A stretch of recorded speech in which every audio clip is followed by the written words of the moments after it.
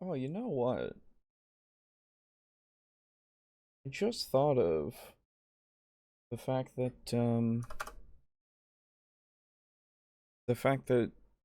now that we have that audio fucking license, the uh the one for that I've been using for other things, we could actually use it on the podcast to listen to some stuff while we're waiting on things.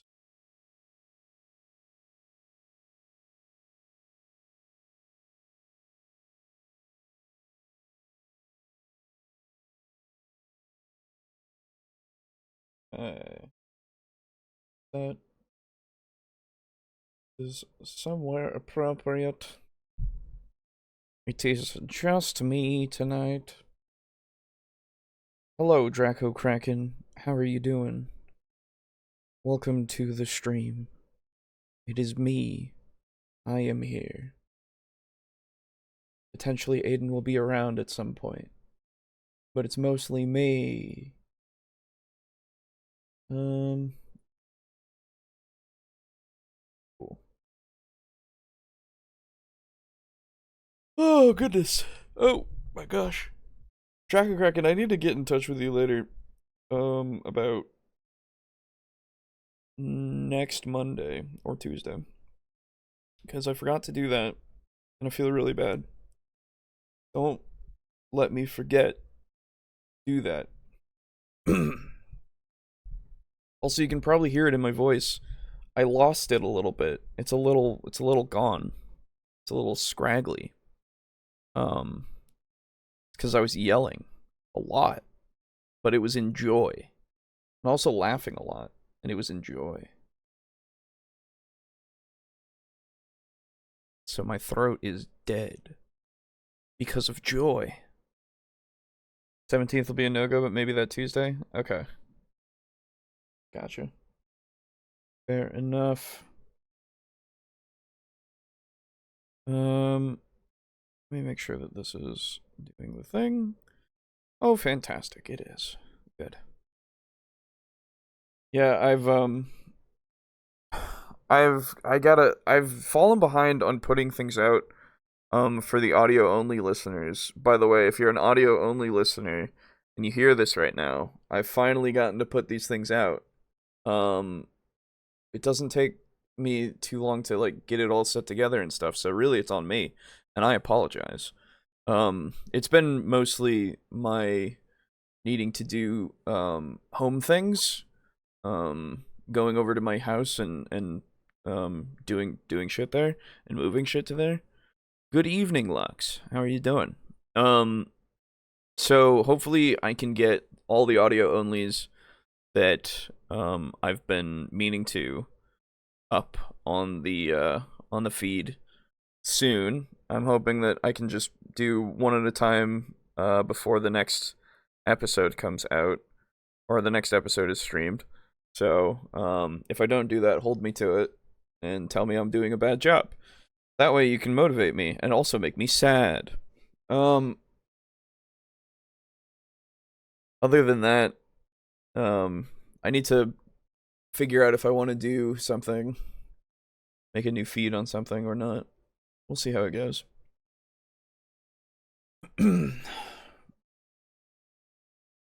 Hello, Timothy.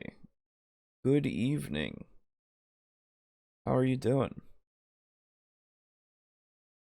But yeah, like I was saying, throat is kind of fucked because of an impromptu invite into a one shot that I did on, oh goodness, when was it? I can check my message history. What's going on? Uh Wait, what? Hang on, let me find my, because I did this not too long ago. 9th? What day was the 9th? Sunday. Okay. So I had an impromptu. By the way, welcome to Table Talk Discussion and Discourse. I, as always, am your host, Alejo, aka Great on 95. Now that that's said, Uh, again, one other thing, obviously, to say, for those of you who are here now, it will be just me, hosting right now. Maybe Aiden will come by later. Maybe. I don't know. We'll see. But either way, obviously it's not a mandatory thing for either of the boys. They gotta do their things. They gotta, hang out, do whatever they need to do. Have a little bit of a rest day. There's no problem there, obviously. Doing good. I was asleep from 6 a.m. to 6 p.m. Dude, was it like an actual good restful sleep, or was it like an oversleep? Because sometimes, right, when I sleep for too long, my body's like, guess what? You hate life now. And I'm like, because it sucks. Sometimes you can oversleep and not be feeling very good. So I hope that didn't happen. But you did say you're doing good, so I guess I have to assume. But anyway, I was saying, so I was invited by Brogan, aka No Net Ones, for those of you who don't know, to an impromptu one shot, and we played Dungeon Crawl Classic, a game that's based off of the old like systems. It's got its own like stuff for magic and stuff, but we did a level 0 one shot where each of the players had like 5 characters each because they were all level 0.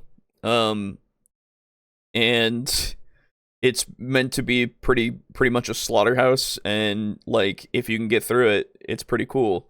I actually like it was probably one of the most fun things that we've done for a while, with a D20 system, which was super cool. So I highly recommend, at least for the level 0 adventure that we did, Dungeon Crawl Classic. It was super fun. 12-hour workday for me today. Oh, that sucks, Lux. I'm sorry to hear that. I hope it'll go by like relatively fast. It was restful. If I overslept, I would get a headache. Yeah, fair. But yeah, Brogan said he might do like a video or something talking about it a little bit, which is cool. But yeah, it was really interesting and kind of refreshing to make 5 characters and then like be okay with the fact that most of them will probably die, which is really like interesting because as they kind of killed or were killed off, they the remaining ones got more personality. And if you're on Twitter and you saw Brogan's post that day, his tweet that was about a comfort goose, I'm proud to say that was actually my line. I said I was I had the comfort goose, and I said that little bit, and we were dying laughing, and it was great.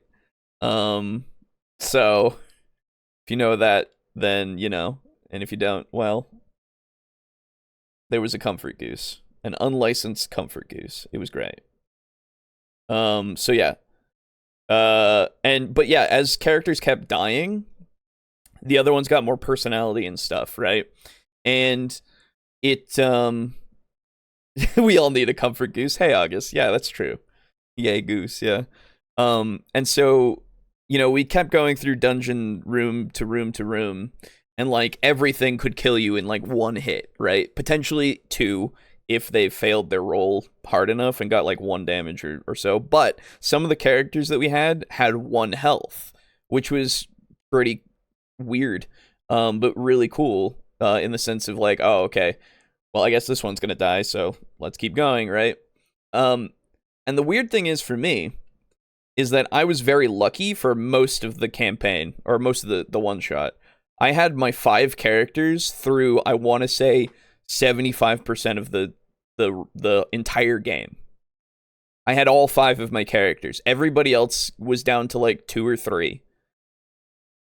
And I was all at 5 the whole time until we got to like the second to last room. No, it was the last room, the last encounter room. But the story that kind of just happened was probably one of the most fun things that I had with a character that I had as an afterthought. Because we were originally going to start with 4 characters. And then we were missing a player, so we got 5 characters each. And I made a character as an afterthought named Grungy. Which character was your favorite, Alejo? Oh, it was Grungy, and I'll tell you why. How many characters total? We had 5 each, so 15 characters. And I'll spoil it right now a little bit, but only 4 survived, which was insane. But it was fine. It felt totally natural and fine. Anyway, so I had a character as an afterthought named Grungy, who was a halfling gypsy. That was the character class and race that you get as a random kind of thing. We all used random character generators just to, get all the characters very quickly. And so I get Grungy as my 5th, and I'm like, okay, whatever, 5th character. And we start out the dungeon and stuff, and I get really lucky with dodging a spear that was thrown at one of my elven forester. Because at level 0, you're not a class yet. You're just a peasant with a job, right? And so you have these like makeshift weapons and such. You don't have armor, which is incredibly hard to dodge hits because of, right? And so we're going through, we get to like a few puzzles that we actually like beat because one of the things crit failed and broke itself, and we had some smart stuff that we did, and we just avoided other things like a giant snake. There was a giant snake in one room, and like one character went in there, and one of my characters, his name was Newer. He was the elven forester. I played him like an asshole. He was just a guy, right? And then he just closed the door on the other person and said, "No, I'm not dying to a snake. I'm not dying to a snake because if you die to a snake, you get eaten and you don't die instantly. You get digested, right?" And so he became like my selfish character, right? I can't comprehend my head around just making a basic random character simply exist, and maybe that's part of the reason OSR games don't appeal to me. So none of them just existed. That's the thing. We roleplayed all of them. It's just that as they died, they got a little bit more character, because then you could focus on them a little bit more. But I played every single one. I had Kuvik, Chipper, was my dwarven stonemason, who was really trying to use his stonemasonry to like get through some of these traps, and like he tried to break a door once because he was like, it's a metal door, but maybe I can do it.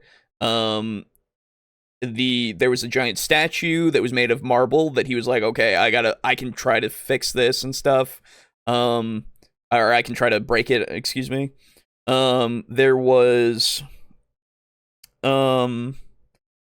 Newer, what did I call him? Newer Tree Feller, or Newer Tree Fell? Yeah, Tree Fell. My elven forester, who became like, he was pragmatic at the beginning, and then he just became just an asshole at the end, which was fantastic. There was Gunder. What was his last name? What was his last name? Gunder something. Oh, I have the characters, actually. I'll tell you what their names were.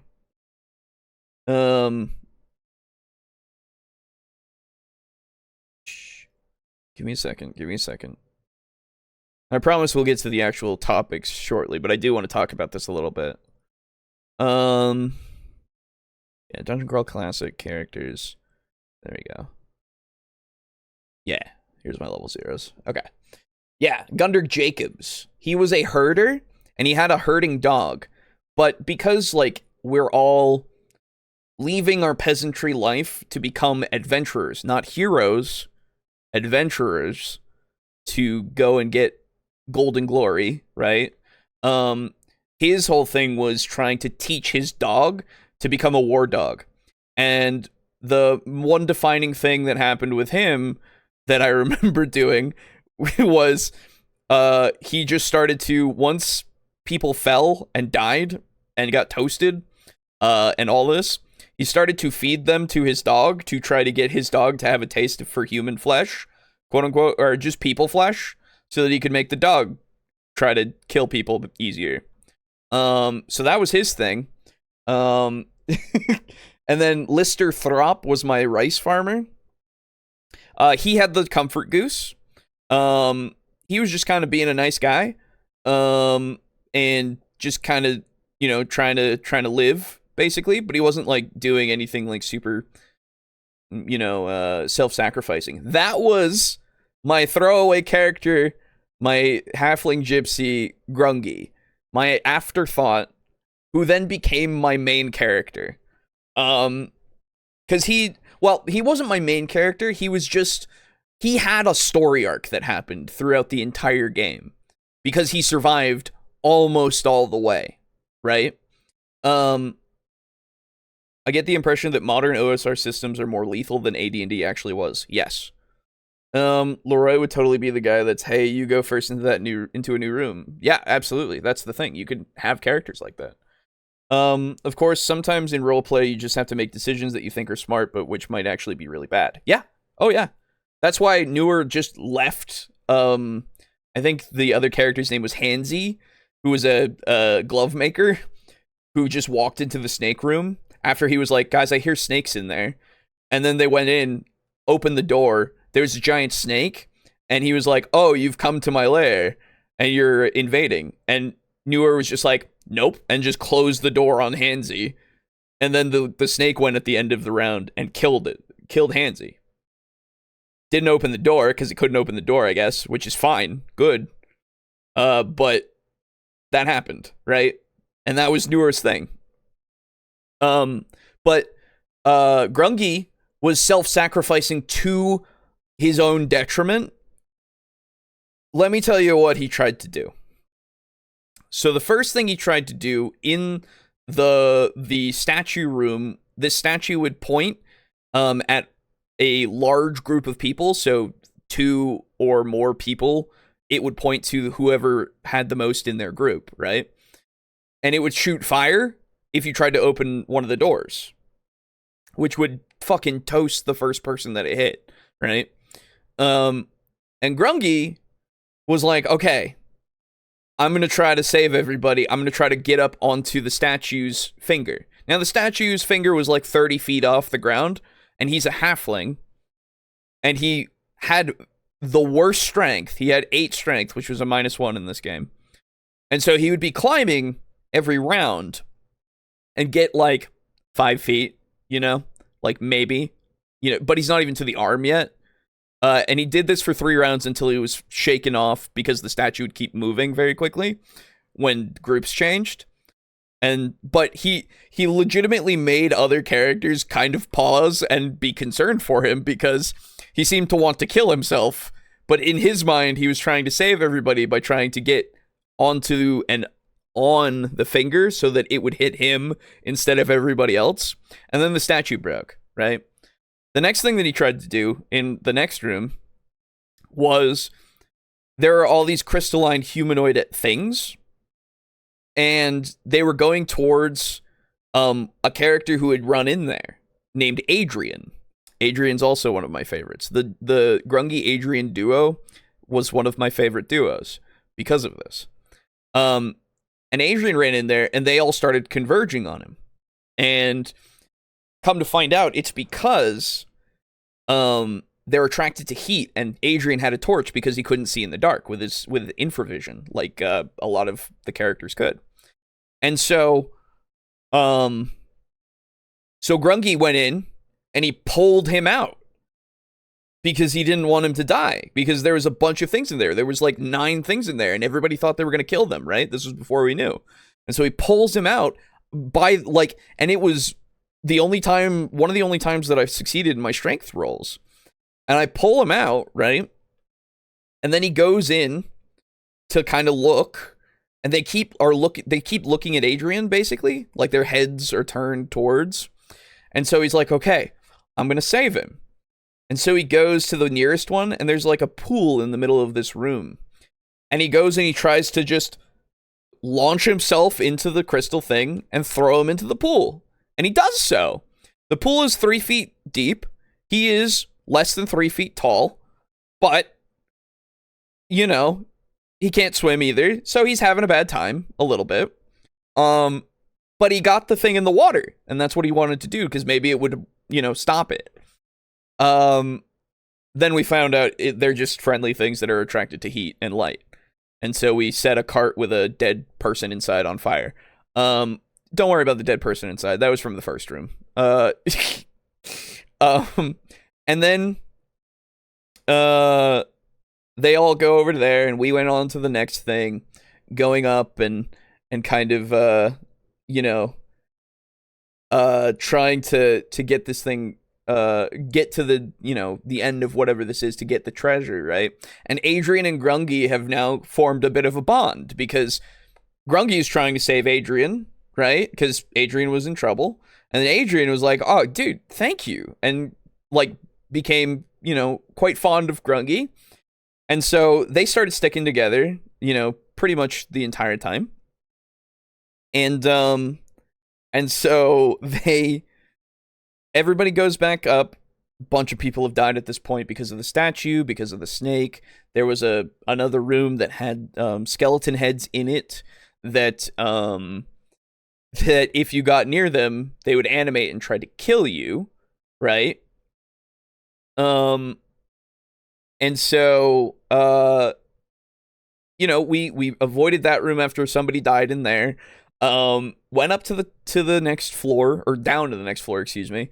And there was this wargaming table that had some figures. We got those, gave 2 of them to the 2 remaining on one of the players' characters' teams, basically, because we were like, okay, let's, we're kind of working together. Let's divvy this up equally.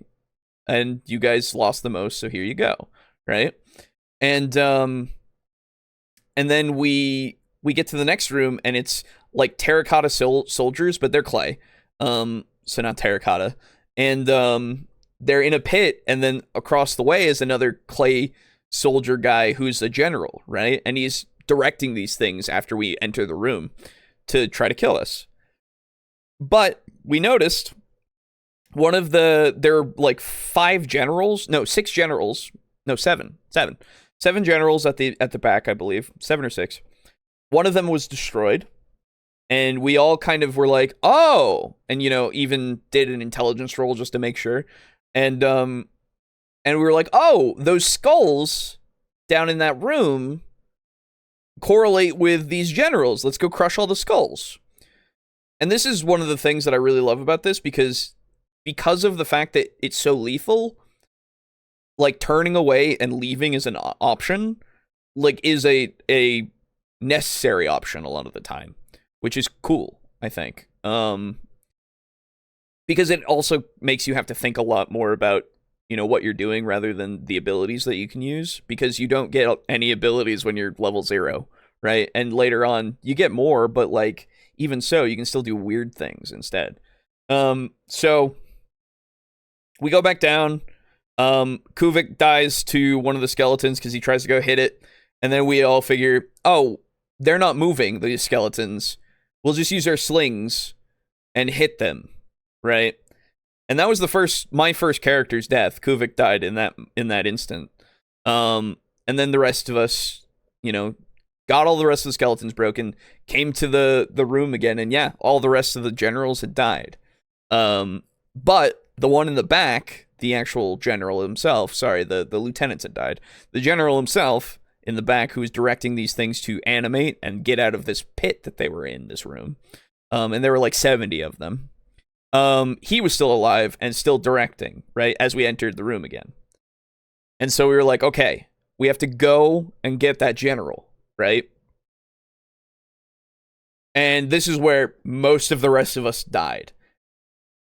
Time and time and time again. Now, Adrian and Grungy have become one in front, one in back. Grungy had a sling. Adrian found some rusted chainmail and was ready to go, right? and the weirdest thing is, like, Adrian himself was, like, a gambler who was, like, super bad at gambling and stuff. He had a horrible luck score, because that's also a stat in Dungeon Crawl Classic. And, you know, every time he went forward, he was just like, yeah, luck of the draw, fuck it, right? And that's kind of how Grungy kind of bonded with him very easily, because he saved him from those things that he was doing. And Grungy kind of became his lucky charm in a way, right? And then we're in this room, and we're fighting these terracotta warriors, clay warriors, and trying to do stuff to the general in the back. And Grungy gets the idea he's going to use his hex doll that he has, because he's the halfling gypsy, and he got this. I don't know if it's part of the equipment, but he got this. And he started to try to hex the guy in the back, right? Wasn't working for a little while. And I think this was more like Brogan was like, yeah, let's fucking do it, right? And so, because it's like a weird thing. Why not do the weird thing when all you can do is really move and attack, right? And so we start doing that. Grungy starts doing that. Adrian's like hyping him up. The rest of them are trying to beat back these two clay soldiers who have come up. And they do successfully beat one side back, the right side of this room, with the pit in the middle, right? As they're kind of coming up. And they beat their way to the where they're coming up from. And so, you know, they start to kind of try to fight these things. Another character called what was his character's name? Hold on, I can find this.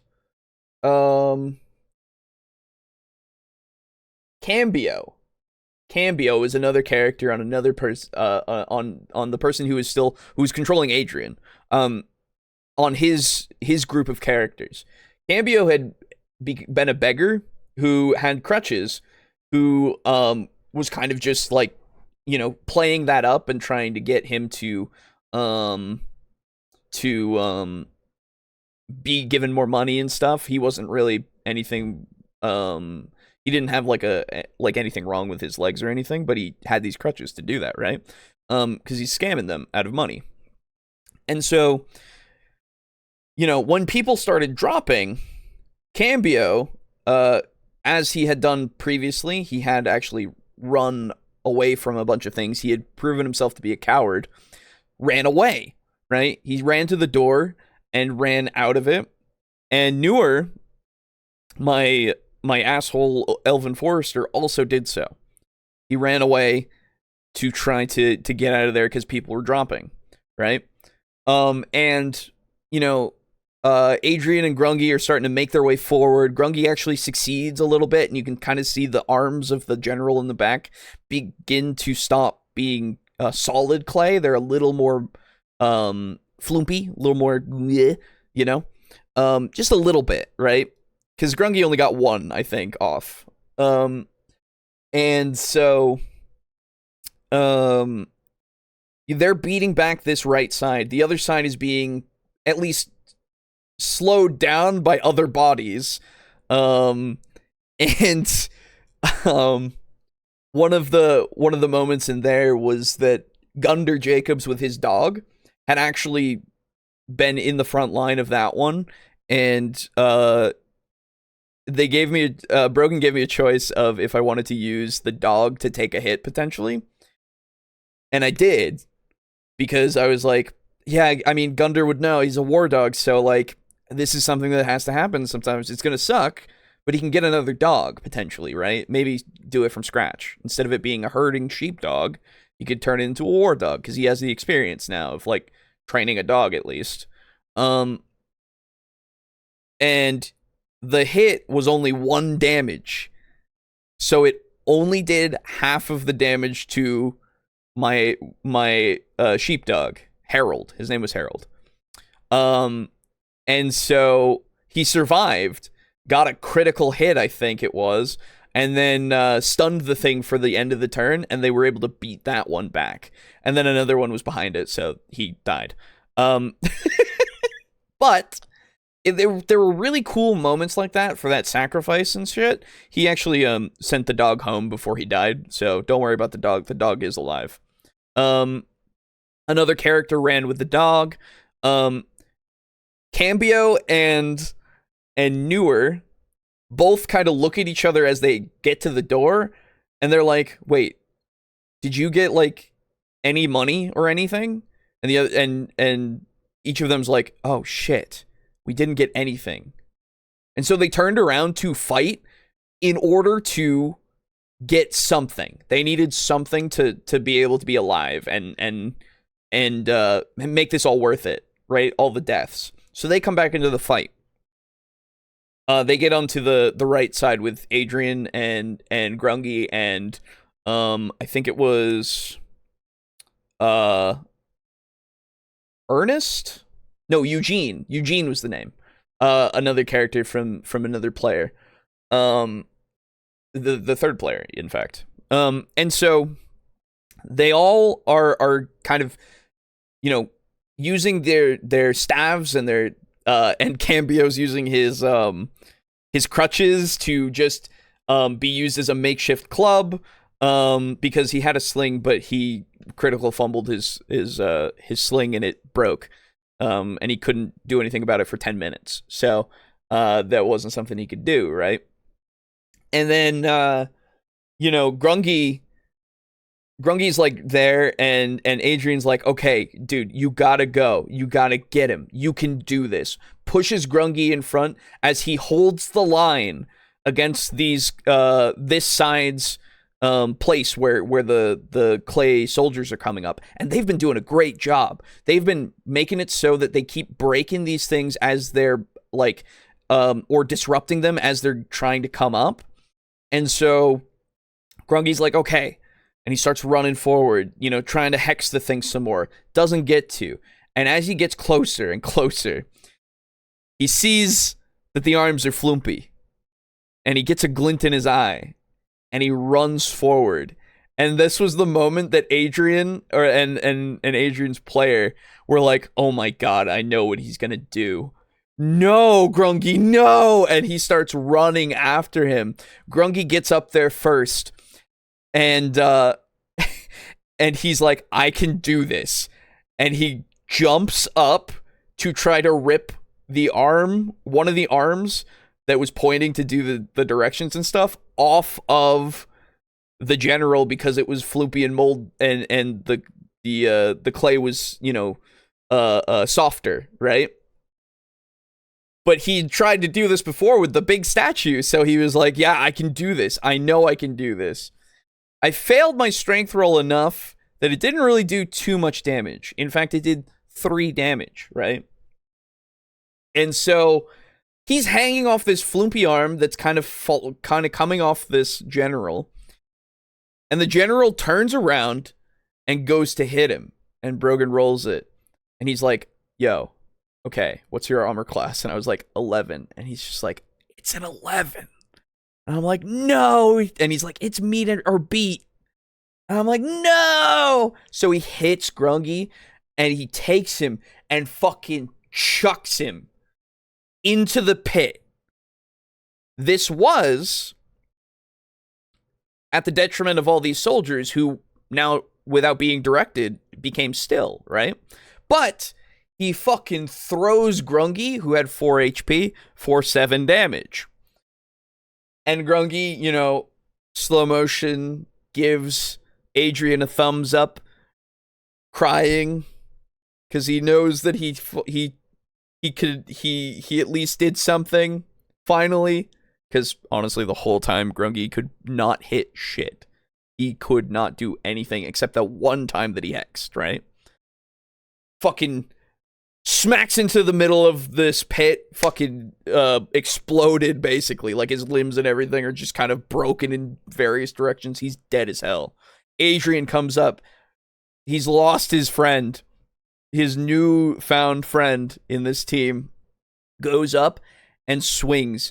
And it was amazing.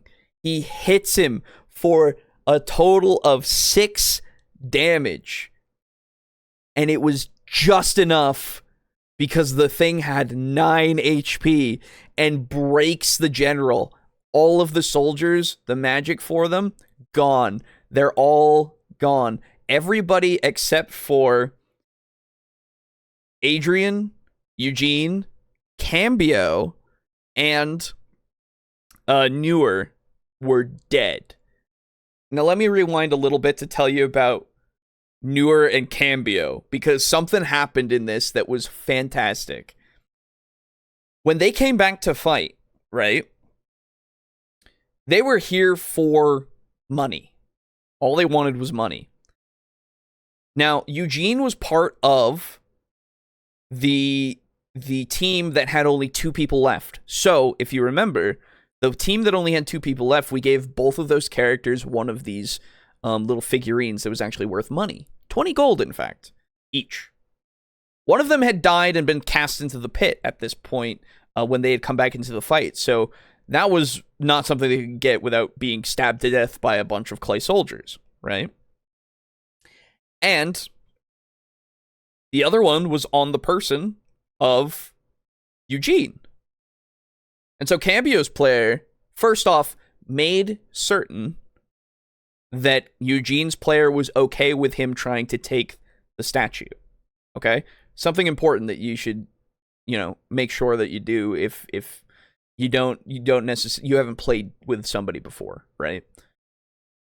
And she was. So Cambio goes and fucking basically just tackles through Eugene, taking the statue and flipping off Newer as he leaves, right? Now, at this point, Newer is pragmatic. He wants to live. And he's mad as hell about that. Okay? So, while Adrian and Grungy are doing their thing, Newer fucking runs after Cambio, who has made it out the door, runs after him, tackles him, and they start struggling to keep hold of this statue. 20 gold, right? More than a peasant will ever see in their lifetime, basically. Fucking just is struggling. Both of them are going back and forth, right? And then Cambio tries to squeeze the neck of Newer, trying to kill him, right? To get him off him. And Newer takes his staff and puts it to his neck, to Cambio's neck, and trying to fucking just smother him to cut off his windpipe, basically, to get him to die.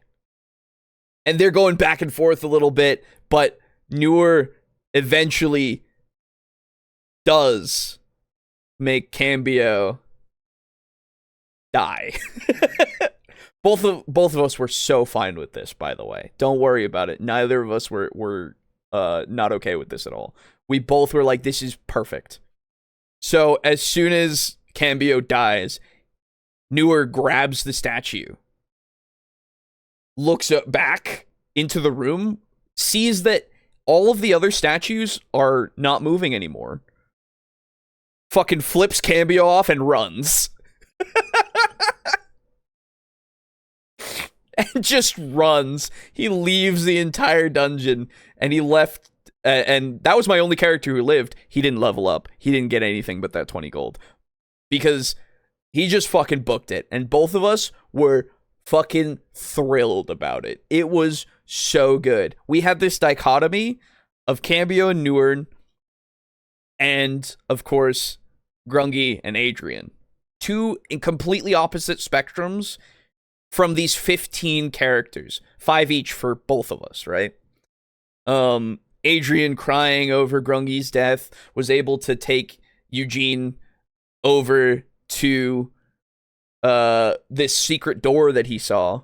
He was able to get this role, and they went and found the treasure, which was a bunch of armor and gold and such, as well as some kind of presents that that told them to do a certain task, and it would get their favor, and they would get their favor, right?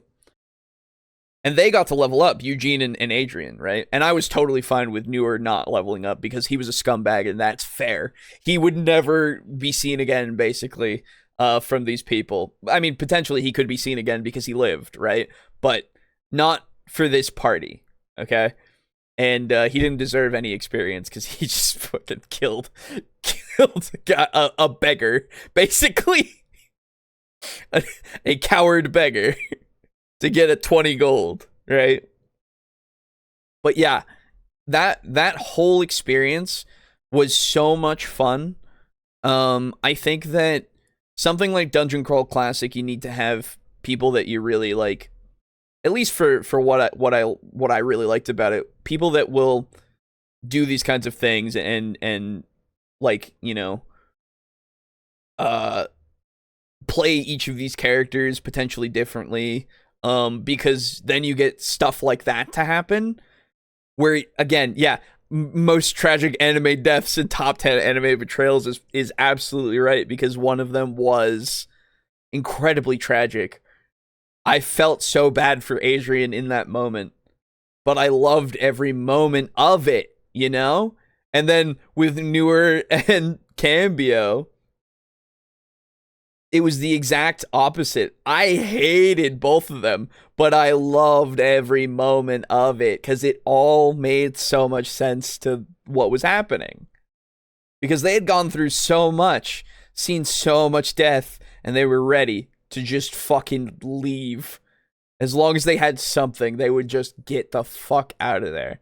Ugh. So that's my Dungeon Crawl Classic story. We really, all of us were like, yeah, we would totally play it again. It was super fun. It was so good. I highly recommend it, honestly. And like, one of the things, just like for any game that's got a high lethality, you gotta care enough about the characters, but you also gotta be okay with the fact that they could die at any moment, right? And I think Dungeon Crawl Classic, at least with the level 0 start, where you have a shit ton of characters, you can kind of do both very, very easily, I think. Because again, I gave them all personality, and I gave them all a thing to, like, this is how they would act. And they did, right? It's great. So that's kind of one of those things of, like, with that kind of thing, I think it's really just down to you and your DM and your players, your other fellow players, as to how these games are going to feel. Right, and how these characters are going to feel. Because I think August said before, making a random character to simply exist. I kind of felt that in the beginning, but then I didn't let that be what it was, right? And none of us did. All the characters were really fun, really great, and I liked all of them, right? Because they all had a unique perspective. And they had unique ways of dealing with what the fuck was going on in a dungeon that was going to kill every single one of them, you know? Anyway, I missed so many things.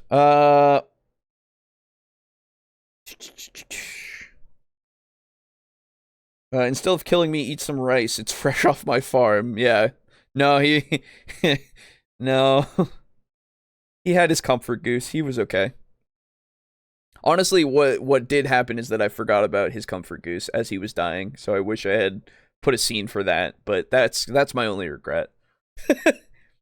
If you can't set them on fire, what's even the point of dead people? I know! Especially if they're on fire, you have a dog that you want to train to eat people, and you do so. Come on.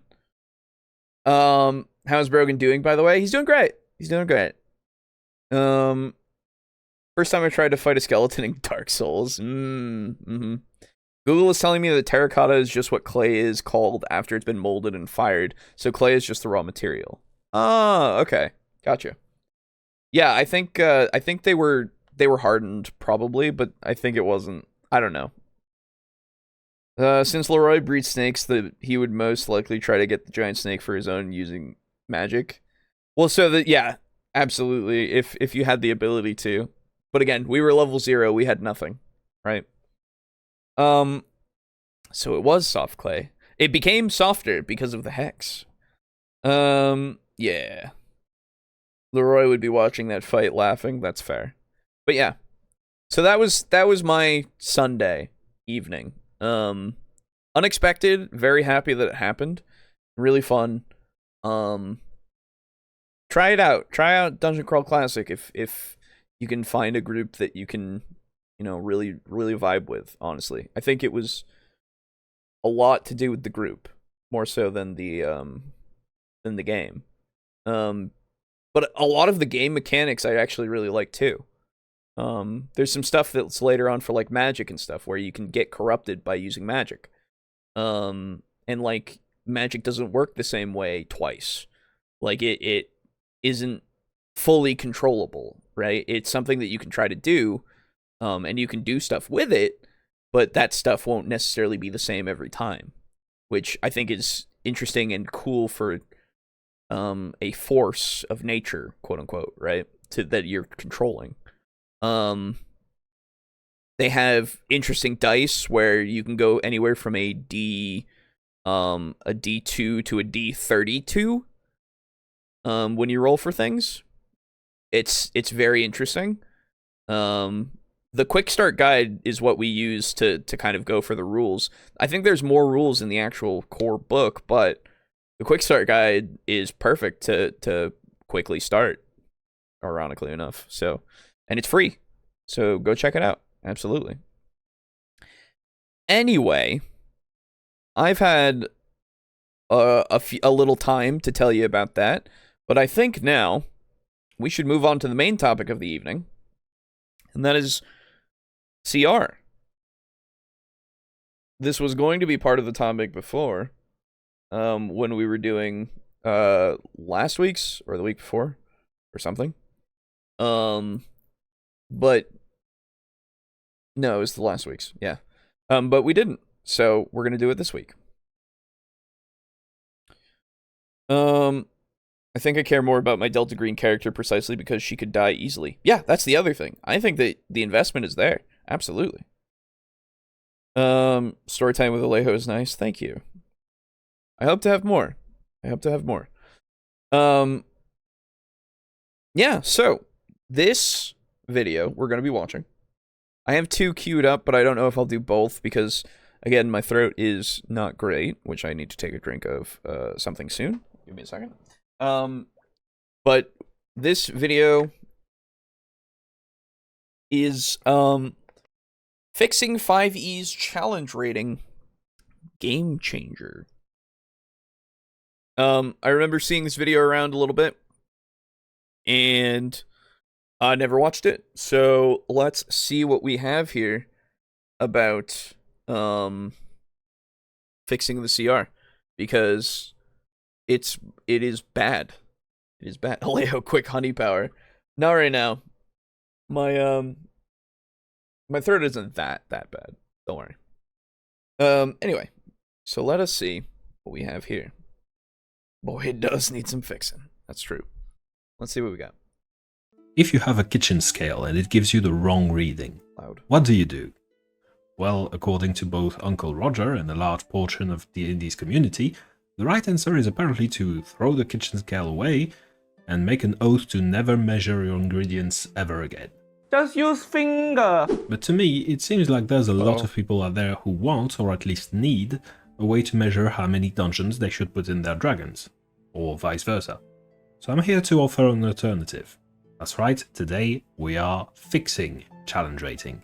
Let's get started.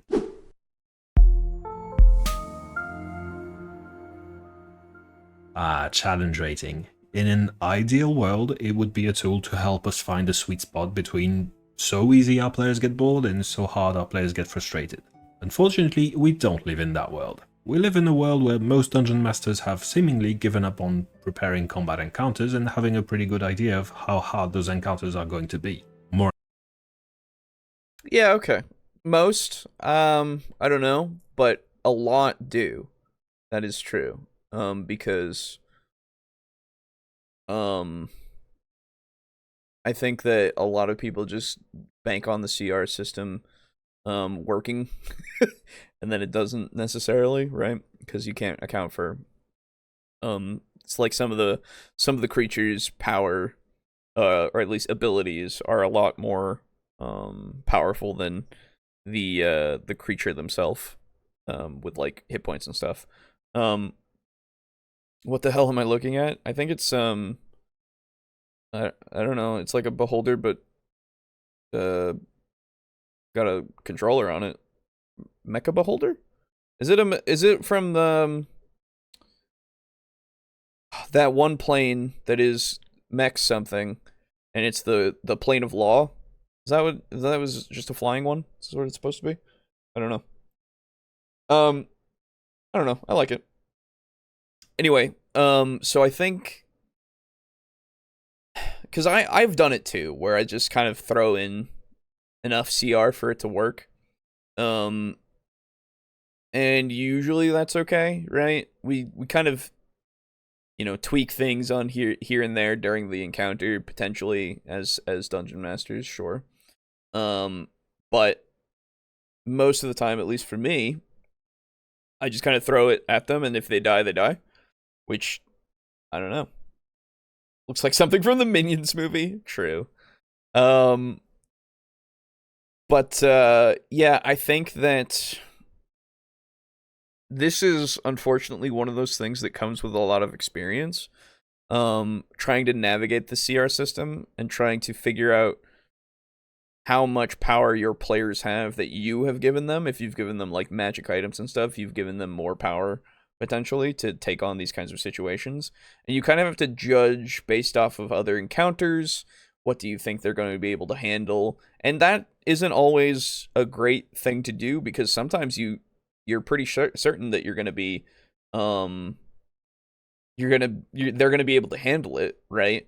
But then they get killed in the first turn potentially, right? And you're like, oh fuck, that's not what I wanted to happen, right? I like it too. It just took me a second to get my mind around it. That's fair. The Clockwork Nirvana of Mechanus. Yes, Mechanus. I wanted to say Mechanus, but my brain was also starting to say the Mechanicus, and then I was like, wait a minute, am I mixing up my 40k? Oh no. Anyway. More and more, we're starting to see dungeon masters fudging dice or changing the max hit points of their monsters in the middle of combat. Oh, that's exactly what I was talking about. Yeah. That's the big fix that a lot of people do. And again, if you fudge, not necessarily a bad thing. Just, for me at least, don't tell me about it, right? Don't tell me about it and I'll be fine. Because I don't want to know that you cheated for me. Right? Because that kind of ruins my experience with the game. And if you don't tell anybody about it, then you don't, right? And then you'll live with it, I guess. Right? But yeah, so it's not a great fix, but it is a fix. We're not at the actual fix yet, though, of course. And to this, I say, that's fine, actually, I don't really have a problem with it. But for me, I would prefer not having to do that. So I've identified 5 key issues with the way D&D handles challenge rating. We're going to go over what those issues are and then figure out a way to solve them. 1. No. They don't change CR in the middle of combat. No. It's just that they change like hit point totals and some ability scores and such for the monster, so that it's not super overpowering, or that they can kill it pretty quickly. Not quickly, but more manageably, I guess. It's like a band-aid fix to the thing, basically. Simplicity over accuracy. If you look at the formula the Dungeon Master's Guide gives you for how to gauge how difficult an encounter should be, you might notice that this entire section is written under the assumption that you, a human, would do the calculations by hand. If you do, I mean, more power to you, I suppose, but these days everyone is carrying a supercomputers in their pockets. So what we've seen happen throughout 5e's lifespan is a bunch of challenge rating calculators, either as a website or as mobile apps, that would crunch the numbers so you wouldn't have to. Unfortunately, to ensure it would be doable by humans, the Dungeon Master's Guide had to simplify the math, even if that meant sacrificing the accuracy of the results. For example, here's how the Dungeon Master's Guide accounts for the concept of action economy. They give you a table, and according to that table, if you have 1 monster, you multiply by 1, but if you have 3 monsters, you multiply by 2, and so on. Then, if the party has less than 3 characters, you increase the multiplier by 1 step, and if the party has 6 or more characters, you decrease the multiplier by 1 step. So if you plot all of this into a table, the result looks something like this. Oh, okay. Gotcha.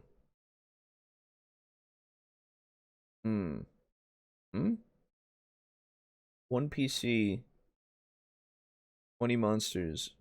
Oh, 5 XP per, I suppose? Okay. Gotcha. Accepting the dice results is a good way to avoid creating a Mary Sue. That is true. I agree. Yeah, it's one of those things, again, we've talked about it before. If you're gonna fudge things, just don't make it obvious, or don't tell me about it after the fact, right? It's fine if you want the characters to live so that they can continue doing the story, I suppose, that you've planned.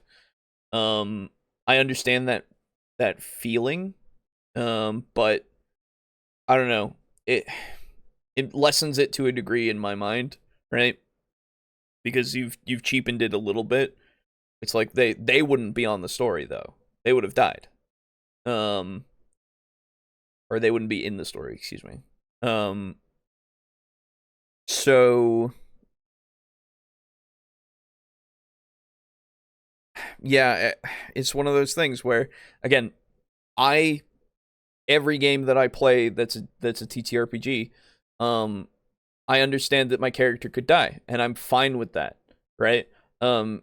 Any moment they could die, at least in my mind. That's kind of how I play these games now, because then I can put as much care and thought into them as I want to, but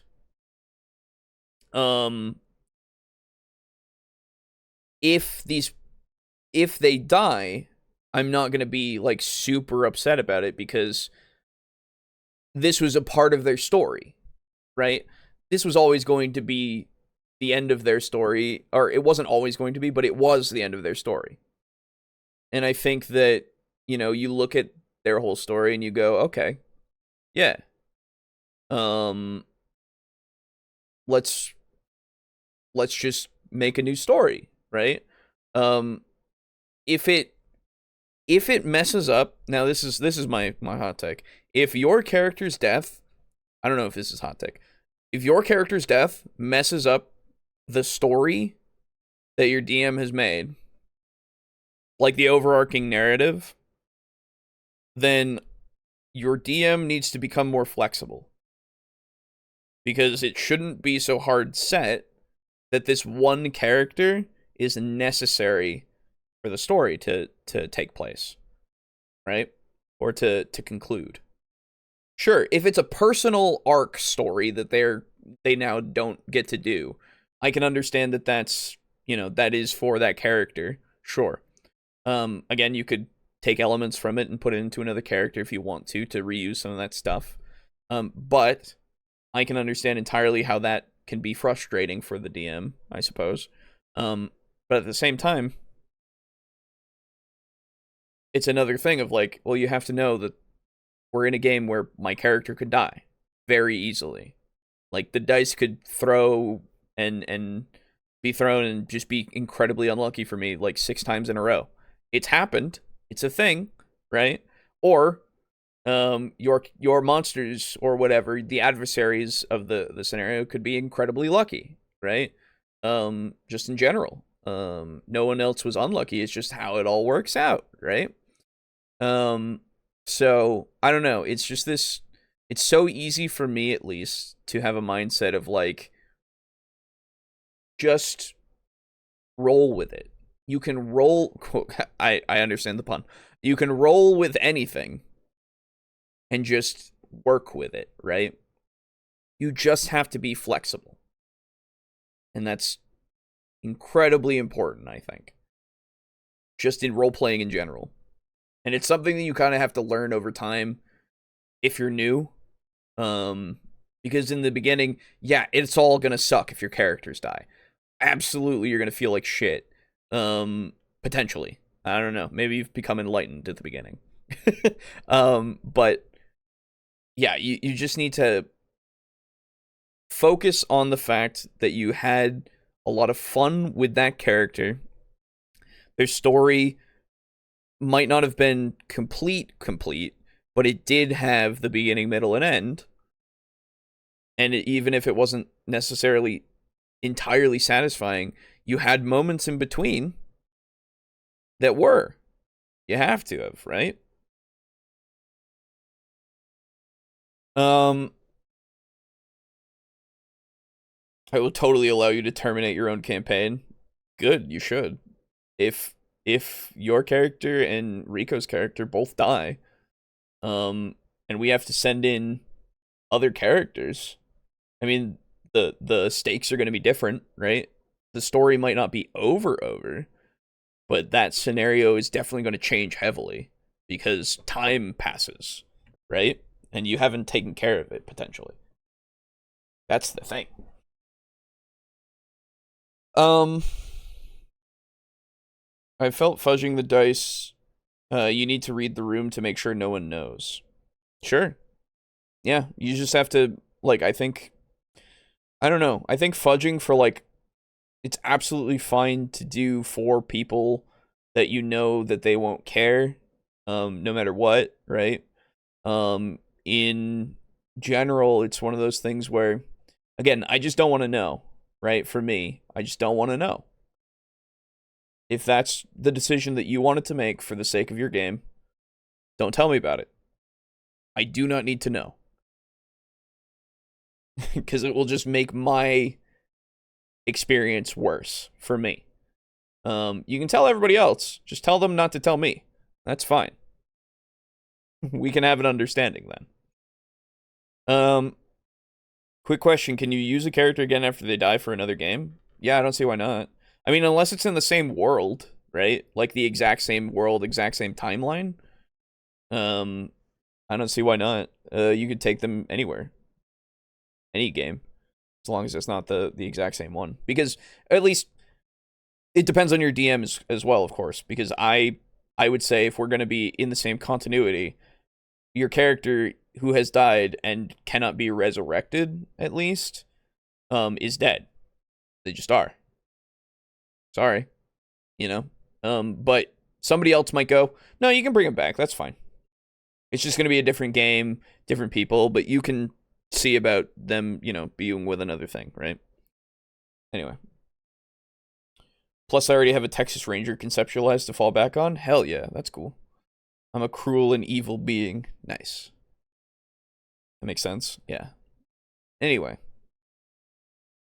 And according to that, whether you're running 3-player characters against 6 monsters or 5-player characters against 3 monsters, the action economy is about the same. I'm not sure where those numbers come from. Maybe there's some kind of logic underlying it all that I'm just not smart enough to understand, but from where I stand... Yeah, but wait, no, yeah, that doesn't make any sense. Is that 2 per monster, or is it 2 per both? Is yeah, technically for, but how do you get the 1 point?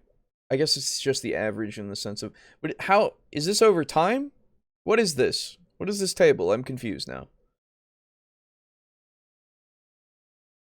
Hold on, let me bring this back. I don't.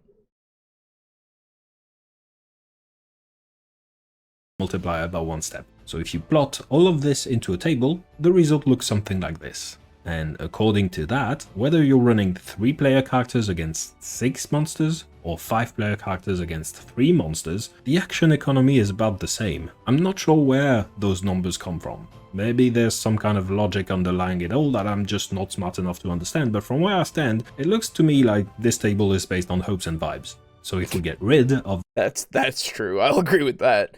I guess it's just the XP multiplier thing. Only.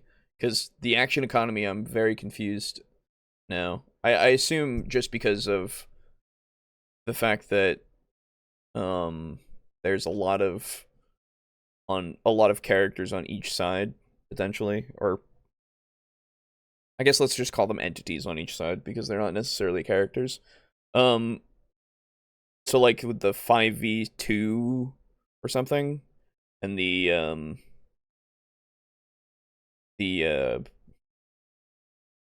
3v6, I guess you could really, you know, say that each side has the same technical amount, and that's why they're the average that they are. But I don't know. I guess dead characters can ride the isekai truck. Oh, jeez. Fair, I guess. Yeah, Leroy would ride the isekai truck. Fair. One system I think fudging should be forbidden is anything Cthulhu related. No happy endings. Yeah. Oh, so that's the thing. Yeah, I don't think you should. Well, I mean, I'm of the opinion that you don't need to fudge anything. Every single decision is going to be memorable and interesting, and just because it doesn't necessarily end in something good for what you have planned necessarily doesn't mean that it's something that you need to change. If you're going to just say no, that didn't happen, right? Because fundamentally, yes, it is a game, but at the same time, if you're running it, you are the one making the rules, yes. And again, if you want to do it, you're totally fine to, right? Remember the little note in everything of like, just ignore whatever rules you want, absolutely. But at the same time, when you fudge something, it's just, it just makes it so that it seems like, at least to me, we're not playing the game anymore. You know, we've lost a bit of that game. It's now just, you know, we can just go around and tell each other what happens, more so. It's not entirely to that extent. Let me I at least say it's not so severe, but it does kind of put that thought into my mind, at least, of like, well, okay, so then why? You know, why? If we're just going to say no sometimes, like to this role being a bad thing and this consequence happening, then why can't I say yes to, or say no to the good thing too? And then it's like, kind of, at least for me, it kind of spirals into a whole thing of like, well, why even play, you know? But again, if you do it, just don't tell me, and that's fine, because it doesn't make me feel that way, because I'm not going to think about it. If I don't think about it, then it's okay, because I have no reason to think about it unless somebody brings it up, you know? Anyway, and I should have paid attention to the video. You're fine, don't worry. I think it's, I think I get it now. A number table has to be averages. Yes, it's the averages for XP multiplication for parties, depending on the amount of monsters they're facing. I get that much. And I guess the average amount of action economy that he's talking about is because the average is the same for a lot of variations, right? Or at least because of the data, it leads you to assume that they're the same. But that's not necessarily true, right? The limitations of the flesh and accept the salvation of our new robot overlords, we can easily imagine a table that would look like this instead.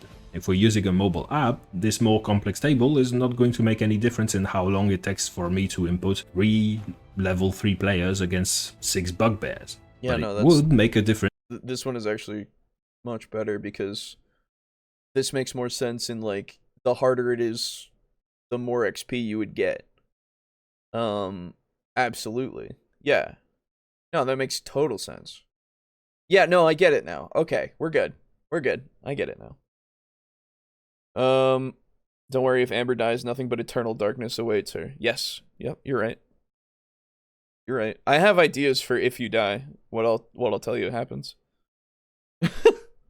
In how accurate the results I get back are. So as you can guess, the customary free thing at the end of this video is not going to be a PDF this time around. That's right, I'm adding one more online challenge rating calculator to the pile. But this one is going to work a bit differently than Cobalt Fight Club or D&D Beyond or whichever one you've stopped using 5 years ago. Because I'm not just going to take the Dungeon Master's Guide formula and then refine it a bit, make it a bit more accurate. Instead, I'm going straight for the method that will give us the best, most accurate results possible, regardless of how complicated that method is under the hood. And there's really no... Sorry, I smell something.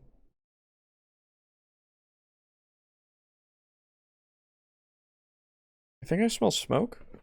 Give me a second. I need to go check something.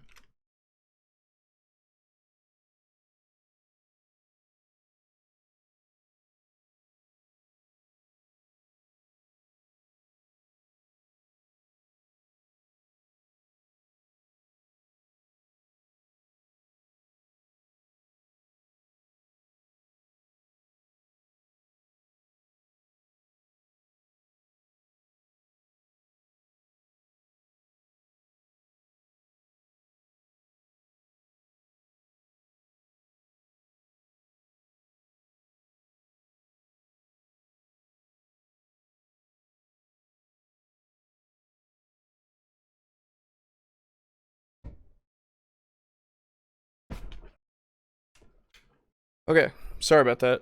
I just started smelling smoke and I was very concerned for a second. I think somebody probably burned something in an apartment next door or something. We're good.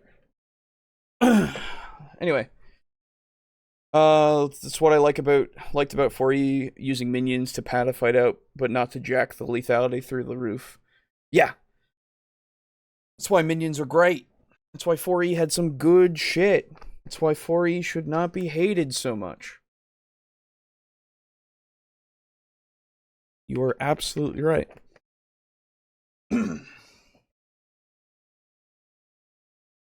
Scared me for a sec. I'm sorry. No, I scared myself because I swear to God I smelled it, so I was very concerned. I can still smell it. That's the problem, right? I don't like that. It's a first. It's not a good first, at least in my mind.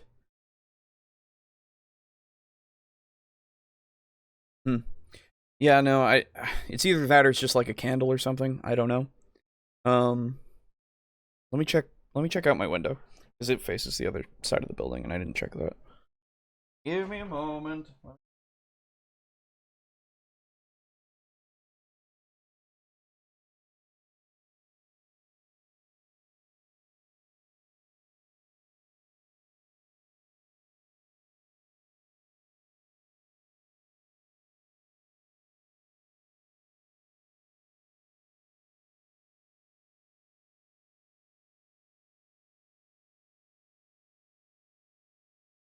Yeah, I don't know. It's coming through vents. I think somebody did just burn something in their kitchen or something. And it's just traveling through the apartment complex. Very strange. Very strange. Okay, we're good. No, I'm I'm staying safe. Don't worry. I'm making sure. That's all. I don't need that. I don't want that to happen. That is not something. Anyway, head on a swivel. Yeah, I have it on a swivel a lot just because, you know. Anyway, we're okay. Let's continue. Sorry about that. Two ways about it. The most accurate way to measure how difficult an encounter is to run that encounter a bunch of times and see how it goes. Something that would be way too tedious to do by hand, but that a computer can do in just a few milliseconds if you happen to speak the elder tongue of JavaScript. The reason that approach tends to work pretty well is that, for better or worse, D&D's combat is rather simple. There's not a lot of choices you can do during combat. A fighter is probably going to attack 99% of the time. You can choose who you attack, but even then most of the time there's going to be an optimal choice. And players are usually smart enough to find it, so we can have a pretty good idea. What was that? With 15 asterisks, what? Choice. And players that I don't have time to get into. Oh, okay, gotcha. Because like, yeah, I was gonna say that is a thing that you can have happen, absolutely, but he's got at least things that he's not gonna put in his less than 15-minute video, because he doesn't want to have it be super long. Which again, that's fine. But I would love to know what his points are for this, because I think I would agree with a lot of them, probably. Sometimes people burn shit for no reason. Well, I think it's just, again, somebody was trying to cook something in the kitchen and just had a little bit of, like, they might have burned some popcorn or something, right? Like, it's nothing, like, I don't smell it, like, to such a degree. It is giving me a bit of a headache just because now it's in my head, right? But it's nothing to at least be concerned about at the moment because it's not heavy smell. It's just a faint whiff that I have every now and then. And it'll probably go away soon. I'm just gonna tough it out, Are usually smart enough to find it, so we can have a pretty good idea of what players are going to do, and the better we can predict their actions, the better we can predict the results of their actions, and ultimately of the entire encounter. There is still going to be a level of uncertainty. There's no accounting for bad luck, and players won't always take the exact decisions you predicted they would make. But just by embracing the idea that a calculator doesn't need to be simple, we've already improved challenge rating a whole lot. Yeah, it's almost like adding more information, more data to something like CR is kind of what's necessary in order to get it to work better, because again, 5e is very simplified, don't get me wrong, but and actually it's because of that I think the CR is the way that it is. And I think that they're probably not going to make it any different in whatever comes next, right? But it is the way that is, unfortunately. Excuse me, goodness. I gotta get out of the habit of saying I won't. It's unfortunate. It's been a part of my life forever. The point that I was trying to make, I suppose, is that in order for us to get a better and accurate result, we need to have a bit of a more, to use the term, crunchy way to do it. And I don't think that that's a problem. I think that we need to embrace that some things need to have more of an explanation than others. The second big issue with the challenge rating system is that it uses the exact same formula for every single table.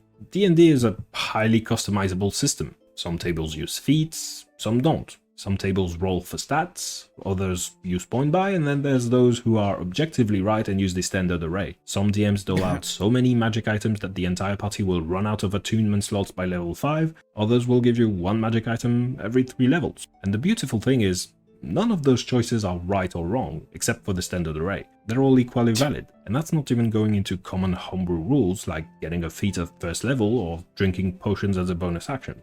But it's not a homebrew rule, it's an optional rule. It's in the rulebook. Not the bonus action potion thing. That one is homebrew, I think. But the feat one is actually official. Yeah, I know that all that will happen in this game rolls a die at 1. A 1, damn it. Yeah, no. It's okay to simplify the rules, but they need to be complete. Yes, that's true. I think it's just the thing of you need to make it understandable if it's simple. And it needs to convey the information that it's conveying, right? It needs to convey it well enough that you can understand it, right? And the table conveys some information, sure, but it doesn't necessarily work. That's the other thing. It needs to work. There's a few things, I suppose. Man, we know you like standard set, huh? Yeah, I think it's just a joke. It's fine. every single one of those differences between tables results in player characters of different power levels. And unfortunately, the challenge rating system accounts for exactly none of these differences. Yeah. It gives you one formula, and that formula is apparently designed around the assumption that you've said no to every single optional rule. If you Yeah, that is true as well. They did make something where you can customize it to such a degree. Although, I suppose... Also, this is the thing that they should have done. Because they have all these optional rules in there, so they should have made optional other tables. Right? Accounting for those rules. They've given you these options, but they never accounted for them. Like magic items and everything, right? That's why they break the game if you get a lot of magic items. That's why it's not balanced for magic items. We've talked about this before. Yeah, so that what they should have done is given you another set of tables. But this is the thing. We have to move away from tables because no one likes tables because crunch, crunch. Shut up. The Pathfinder 2 ECR is way better. Oh, yeah. Yep. 100%. Yes. You're right. They actually have it so that they have this complexity that they need to actually, like, account for. Well, it's not just because of the complexity. It's also just because they've been doing it that way for a while now, which is nice.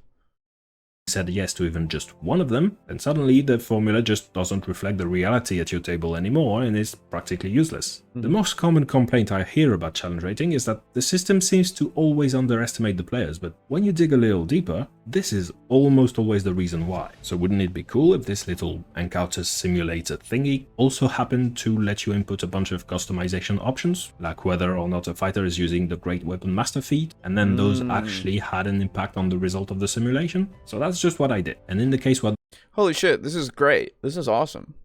What a good you people that can code, right? I know a little bit, but I hate it.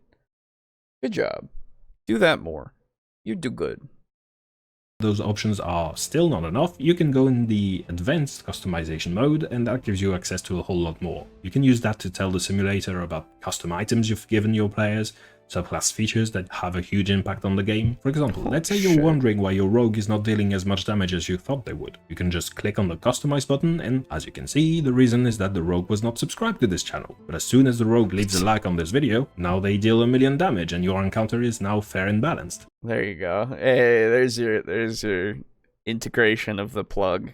Good job. It's fucking more than halfway through the video. Love it.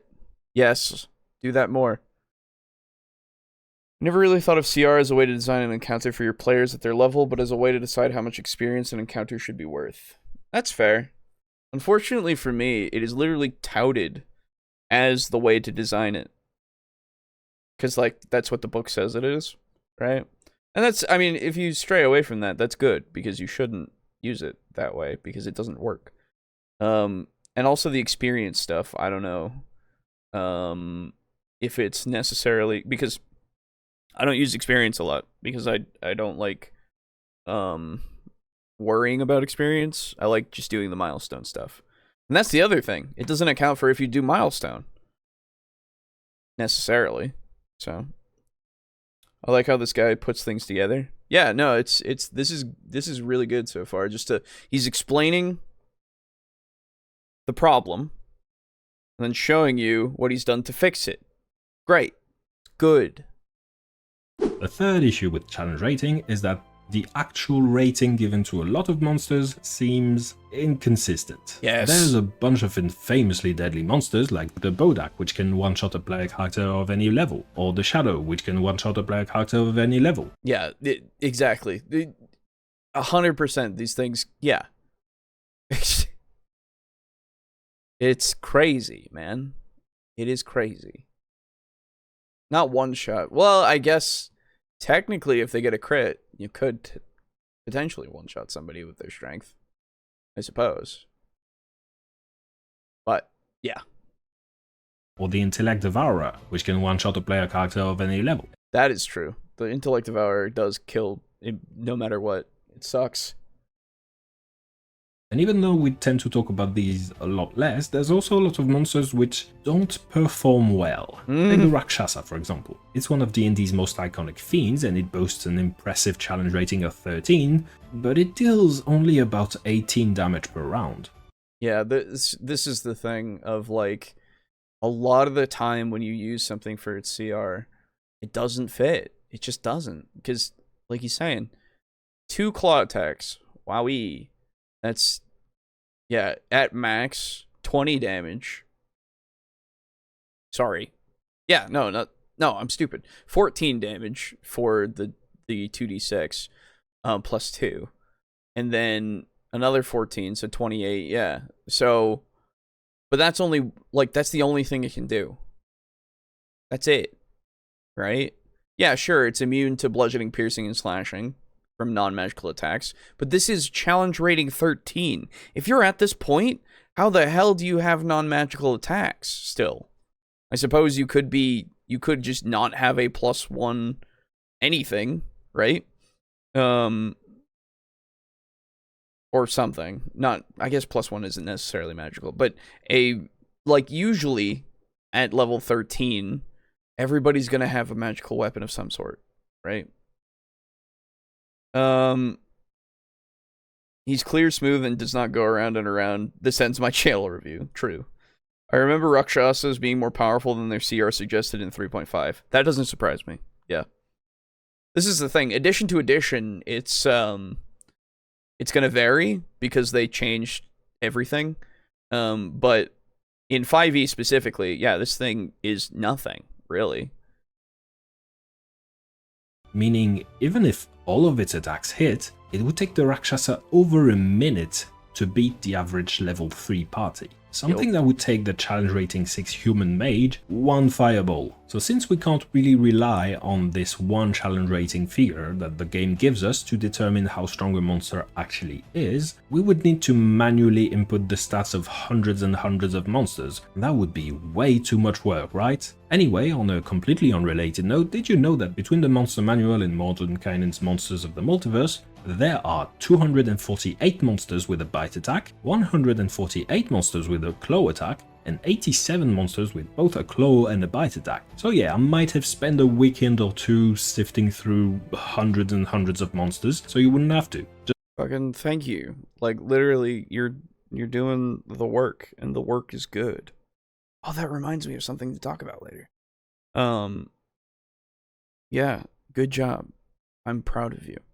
I'm happy for your doing this instead of making other people do this. Just like with player characters, if you think I've made a mistake, which, let's face it, is very likely, there's over 730 of these stat blocks in there, you can go to the advanced customization mode to tweak whatever you disagree with. This is the other thing. He's made it so that you can tweak it all too. I know I'm just commenting on what he's done, but like, yeah. Fun fact, Rakshasas were playable as a race if you took an 8 level adjustment in 3.5.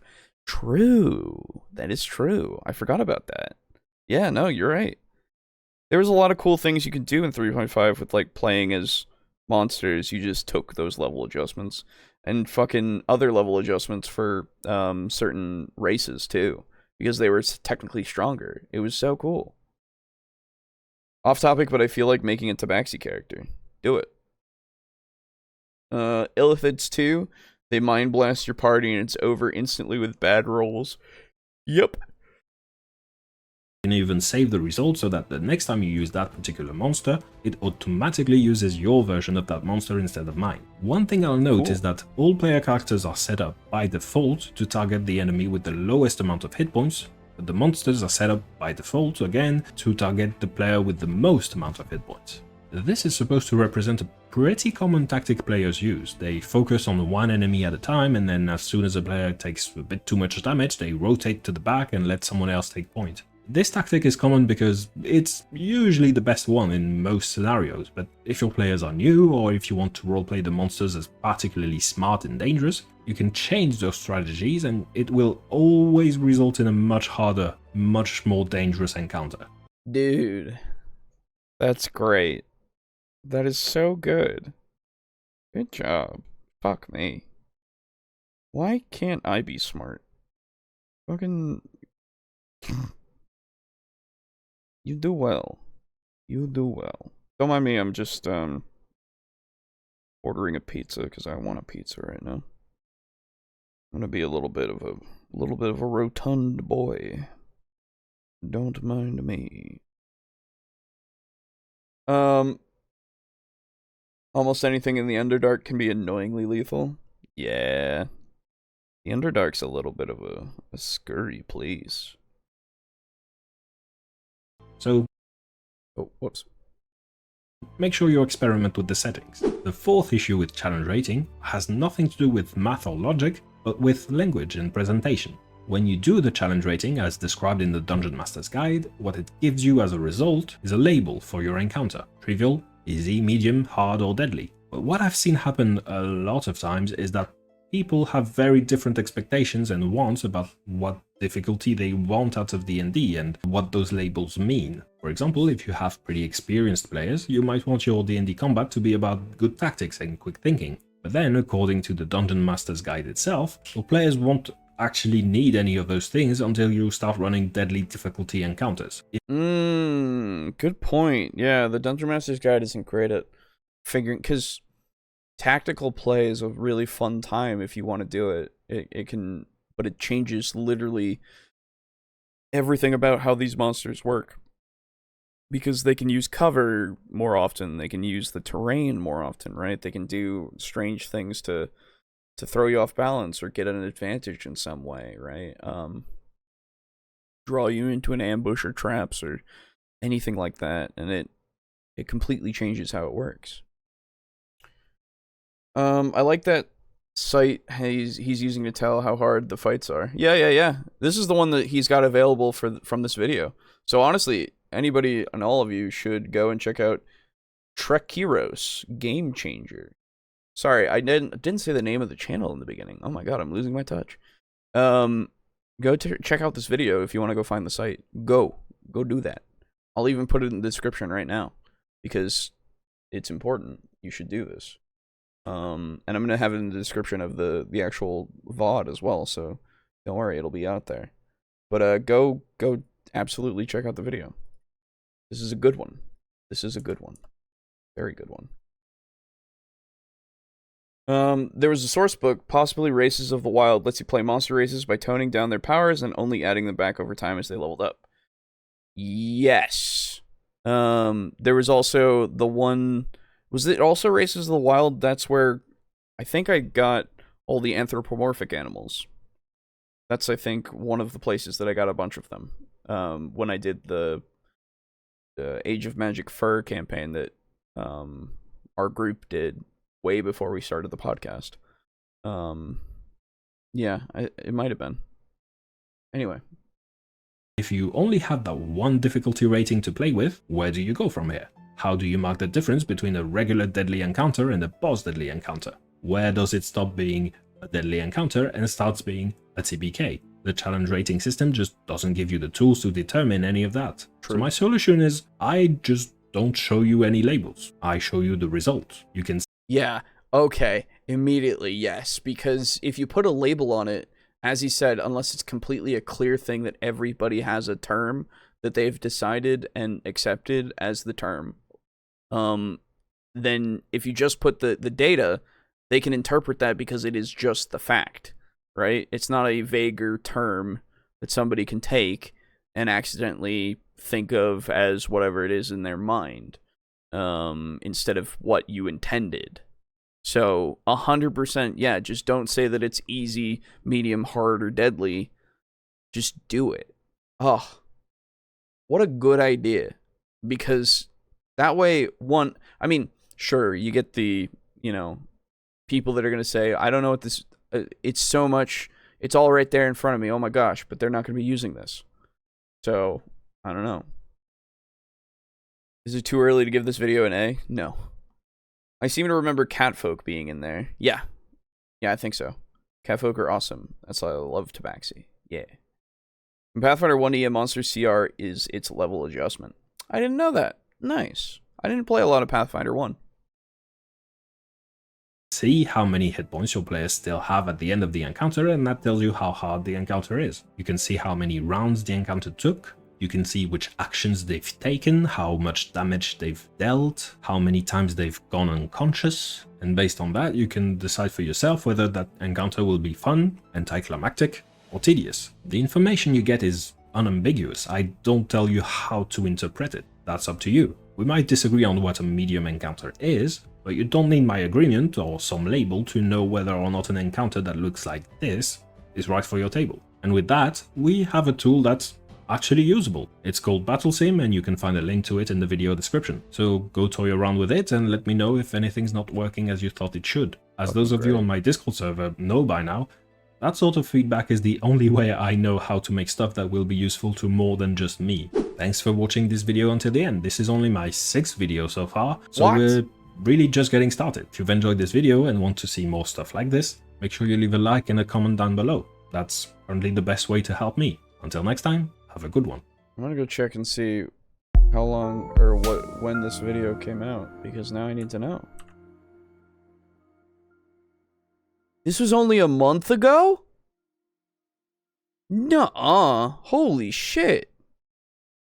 Oh, I made a follow-up video about an FAQ with it. Yo. Wow. Good job. Holy shit. He made that site himself? Damn. Yeah. He was talking about learning Java or knowing Java and doing it. Some channels come out swinging. Absolutely.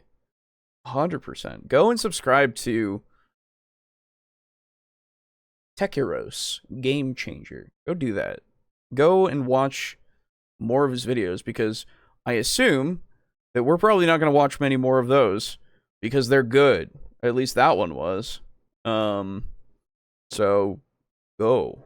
If you want more of that kind of content, absolutely.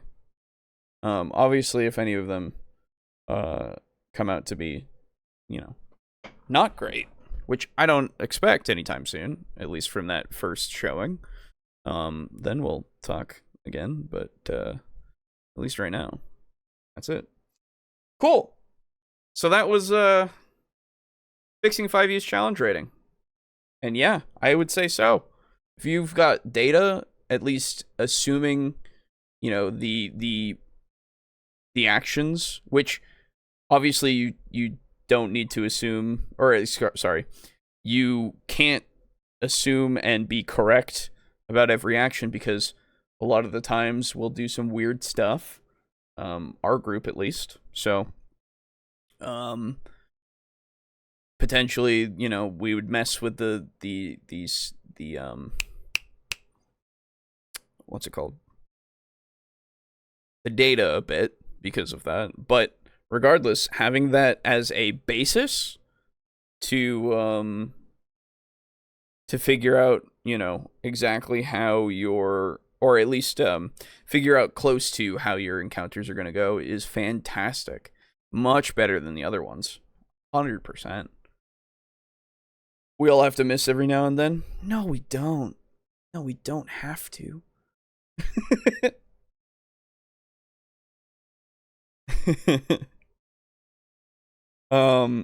Okay, cool. So here's the thing. I'm getting a headache, which sucks. So I need to drink more water. Where's my water? Where did my water bottle go? I only have my iced tea, and that's not going to hydrate me as well. I don't know where my water bottle is, so that's unfortunate. I thought I had it right here. But, oh wait, it might be over there. Hold on. Oh, I don't know where it went. Might have left it downstairs. Like a dummy. Oh well. So, here's the thing. The second video that I had is like 30 minutes long. And I don't know if my brain, my headache that I'm starting to develop, as well as my voice, is going to last through that. So I'm wondering as to what I will be doing in this moment. Because at the same time, both Aiden and Boo have had to miss. Well, and I don't want to do too much more without them, right? I had my story time. We watched a good video. You should go and subscribe to that channel. Alejo in the water bottle hunt. Yeah. But yeah, you should go and check out that channel. Go like that video, honestly. You liked it because you should. It's good. I think what I'm gonna do is read comments, and then I think I'm gonna end the stream early. Or at least earlier than usual. It'll be only a 2-hour stream. So apologies, everybody. But I think it's probably for the best so that I don't just like have a bad time. So yeah, read comments, I guess. Yeah, I think so. All right. So we'll read comments. I'll talk about let me talk about something though. Let me talk about something before I read comments. This will be a little bit of a shill kind of talk, but that'll be more at the end. But right now, I want you all to know I posted a video onto the channel. It was that there is something in the water, and we've referred to it a few times. The Delta Green campaign that I am running right now, for Patreon people, since we only have Patreon flippers, Lux and Rico, that is only going to be available on Patreon for a little while. For quite a while, actually, I think, until I figure out another thing that I can do for the for a specifically actual play focused feed for an audio only version as well.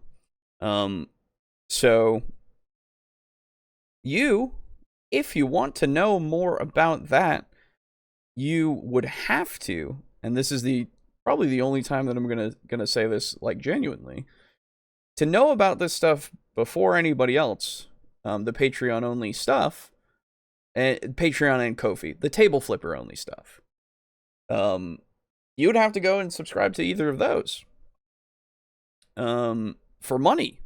Now again, you don't have to do that, right? No mention of me. I see how it is. Lol, JK. Hey, Draco Crack, we haven't even started yet. Calm down. Gosh. Yeah, there's gonna be another one as well with Draco Kraken. We're gonna be doing a kind of a what's the word? What is the word that I'm looking for? A campaign that's kind of taking place at the same time ish. So yeah, it's gonna be there's gonna be some more like Patreon exclusive stuff, Patreon and Ko-fi exclusive stuff, Table Flipper exclusive stuff. So if you have any interest in that, as well as supporting more of that coming out, do consider joining the Patreon. Let me show you it really quick here. That way you know that I mean business, because I've been doing things. Hold on. Yeah. So yeah, here we go. I'll only show you it for a second. You ready? Here we go. What? Whoa. Over here in Ko-fi. Hold on. What? Those are links to videos of that first session. The second session will be hopefully out by the end of the week. If I can get it all set up. Should take a little less time because now I have that access to that music stuff, but it is going to take me a little bit to get through it, because I am kind of trying to put a little bit more production value into it to get into the rhythm of doing that a bit more. And then once we start the next campaign proper, I'll have music that goes into those, and I'm going to try very hard to get things out that can be seen early on Ko-fi and Patreon. So, and that probably aren't going to come out for a while before they can be seen by the public. So this is my big plug for that kind of stuff. The only way that I can really keep doing it, you know, and or not the only way, the additional support that could be gained from joining those things, right? Joining Patreon or Ko-fi will help with that production and help with getting those music rights as we have now, as well as hopefully getting more things. Like, I got a bunch of new maps that I will hopefully be able to incorporate into new things. I'm really trying to go in on upping production, right?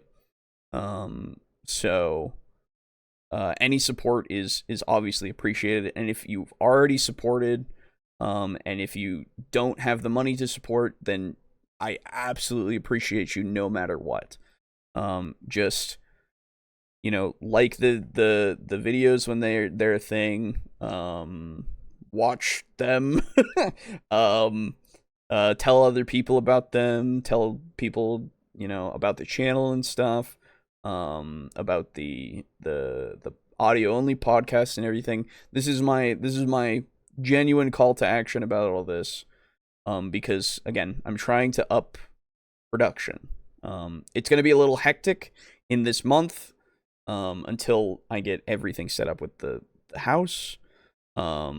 But it's getting there, right? But so it'll be a little bit weird before we get past this month. But after that, I'm going to be trying to devote a lot more time into, you know, streaming more for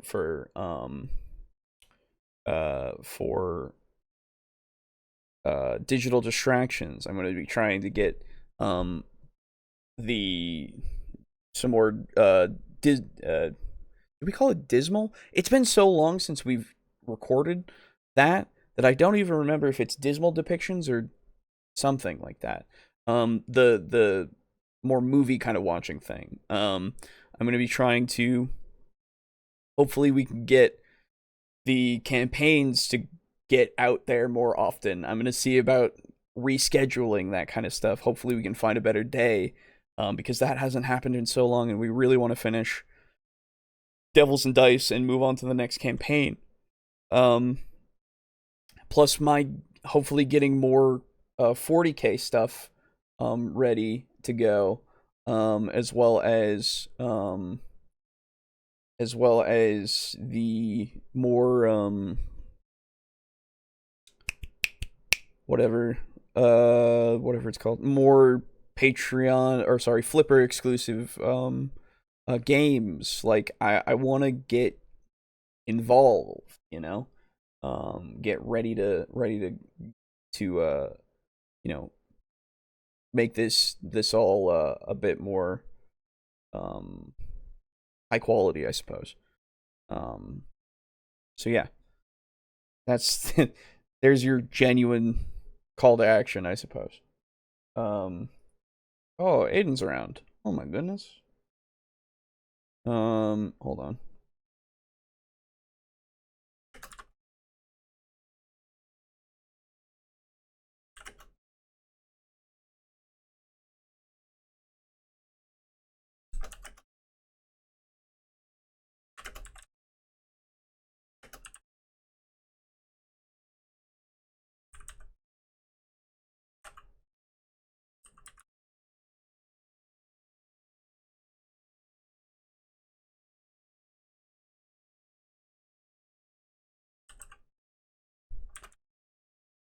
Sorry. So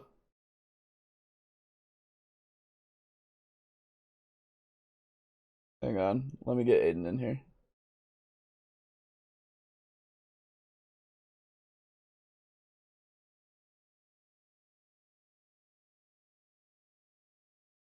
Oh, okay, that works. Hey. Well, Howard, Hello. he finally dares to call me. That's true. Hang on. They can't see you yet. I don't know why this isn't doing the thing. There we go. Hello. Hello. Yeah, so what's up, man? How you doing? I'm doing all right. As of today, I have hit my 84th try. Wait, no, hold on, that's wrong. 81, 81. Ah. 81st trimester. Congratulations. Thank you. Oh Of my goodness. infant leukemia. Yeah. So it's been a rough 80 some odd trimesters. It's looking like, unless donations improve, this might be my last one. Oh my god. This comes after I actually genuinely appealed about this for a second. Like, I had a whole genuine thing, and then you come in with your fucking. No, it's funny, the synchronicity there. Happy Leukemia Day, Aiden, says Lux. Thank you. Here, I'll give you the chat really quick. I need to go and get my pizza very quickly because it is outside and I've left it outside. Yeah, for like I'll minutes. entertain chat for a minute. All right. Okay. Here you go. I will be right back. Boom. Hello, everybody. Hello, Teardrop Timothy. Hello, Lux. Is Slays and Draco Kraken still like around? If so, hello. I said his name and he comes. Dude, as if summoned. Oh, yo, wait, hold on. You have lore? I would like some lore, and I will definitely not steal it immediately. Also, my mic is really far. I'm sorry about that. You're working on a Delta. Oh, yeah, for Alejo's Delta Green thing. Yeah. Can you give me any spicy insights, Draco Kraken? Nothing like spoiler material or anything. Nothing that'll like out your whole backstory, but a little appetizer, a little morsel, a little nibble. Hello. I'm back. Hello, counterterrorism agent. You fucking yo. My plan. My fa- I believe you. Holy fuck! Am I having a stroke? Jesus Christ. Yeah. Brother playing fucking Counter-Strike. That's right. Okay. I'm gonna start reading comments.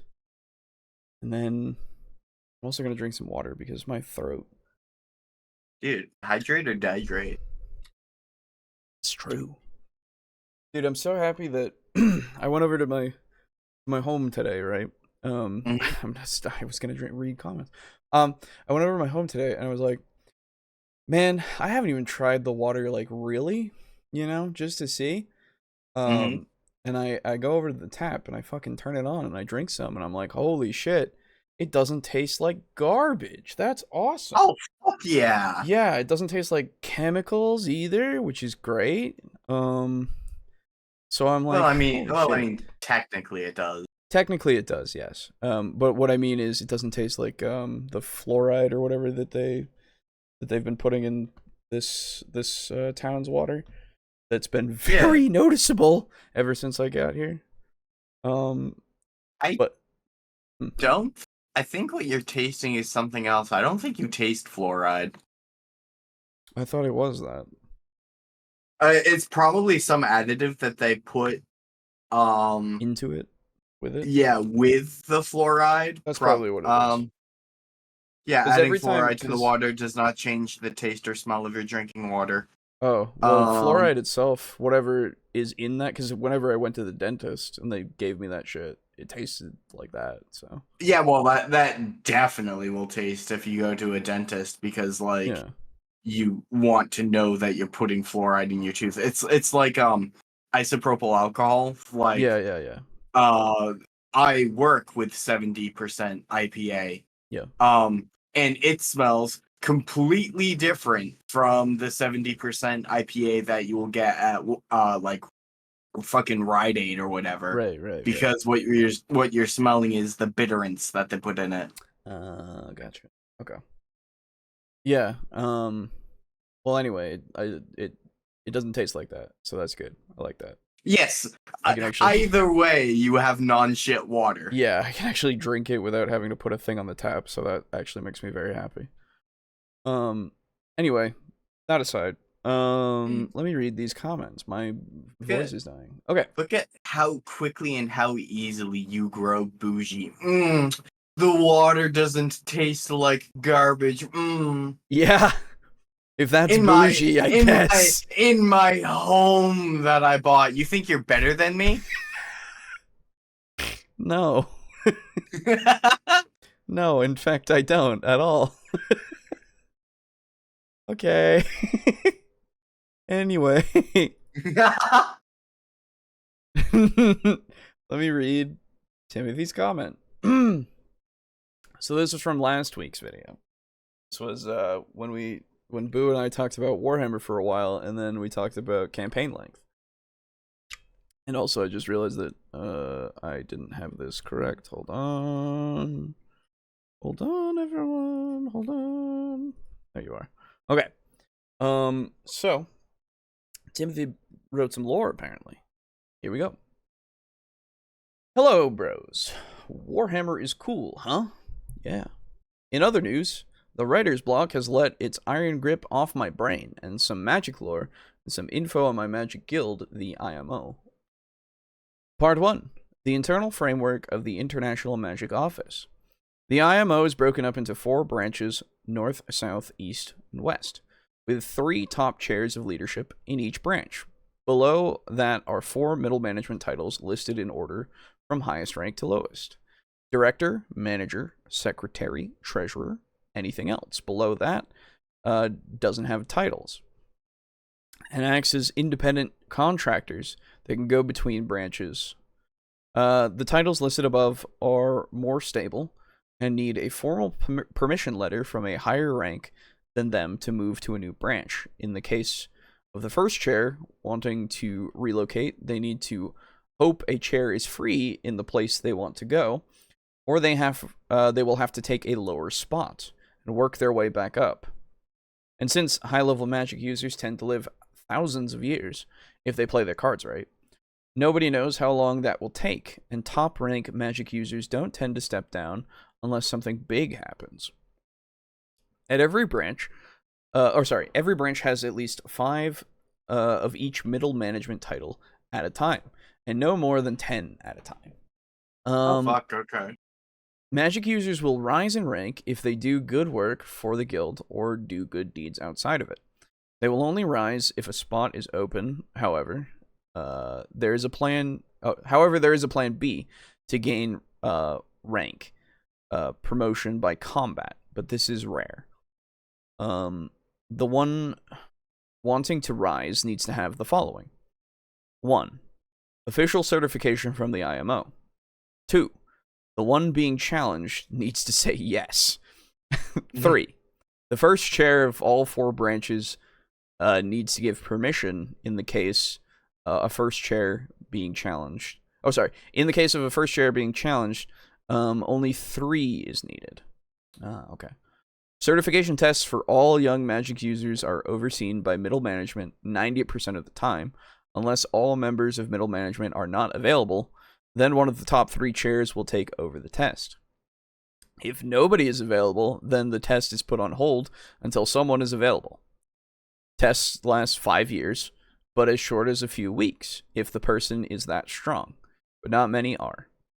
The first chair of the North passed the test the fastest in only 5 days and became the first chair a few years later by combat, and they're now 8,500 years old and still getting stronger, with their whole bloodline being world-renowned champions. Some of the everyday tasks of the guild is the making and maintenance of magic items and so forth, as well as helping everyday people,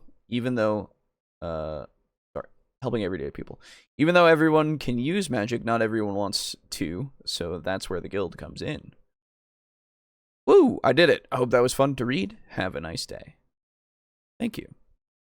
I really like the feel that I've gotten, especially with the promotions taking years. Yeah. And only happening if there is a slot available. Yeah. As well as how many times you mention middle management. Yeah.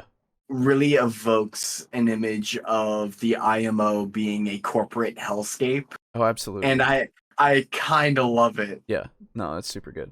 I like it. Good job, Timothy. Excuse me. Oh, hey, Steely. Yeah. How's it going? Yeah. No, good job. I like it. I like it a lot. Yeah, no, I really like that. Keep working on it. It's good. The more that you do, the more that it'll become, you know? Do different branches have like different specialties? Like, oh, that's a good question. the North branch like really specializes in evocation, but like, oh, if you want to get like a specialist with like abjuration or something, you might want to like put out like a lot of gold to cover the travel expenses from someone from the South branch who may be like a specialist. Sure, yeah. Done with Victor Ren Klein's backstory? Hell yeah. Oh, I'm excited. Very, very German. Yes, very German. Please, send that to me whenever you want to. I would love to read it. Then we can figure out how we start your game. Anyway. So yeah, good stuff. Very, very good stuff. Please give me more whenever you can, because I understand that writer's block shit. It's bad. Oh god, fuck yeah.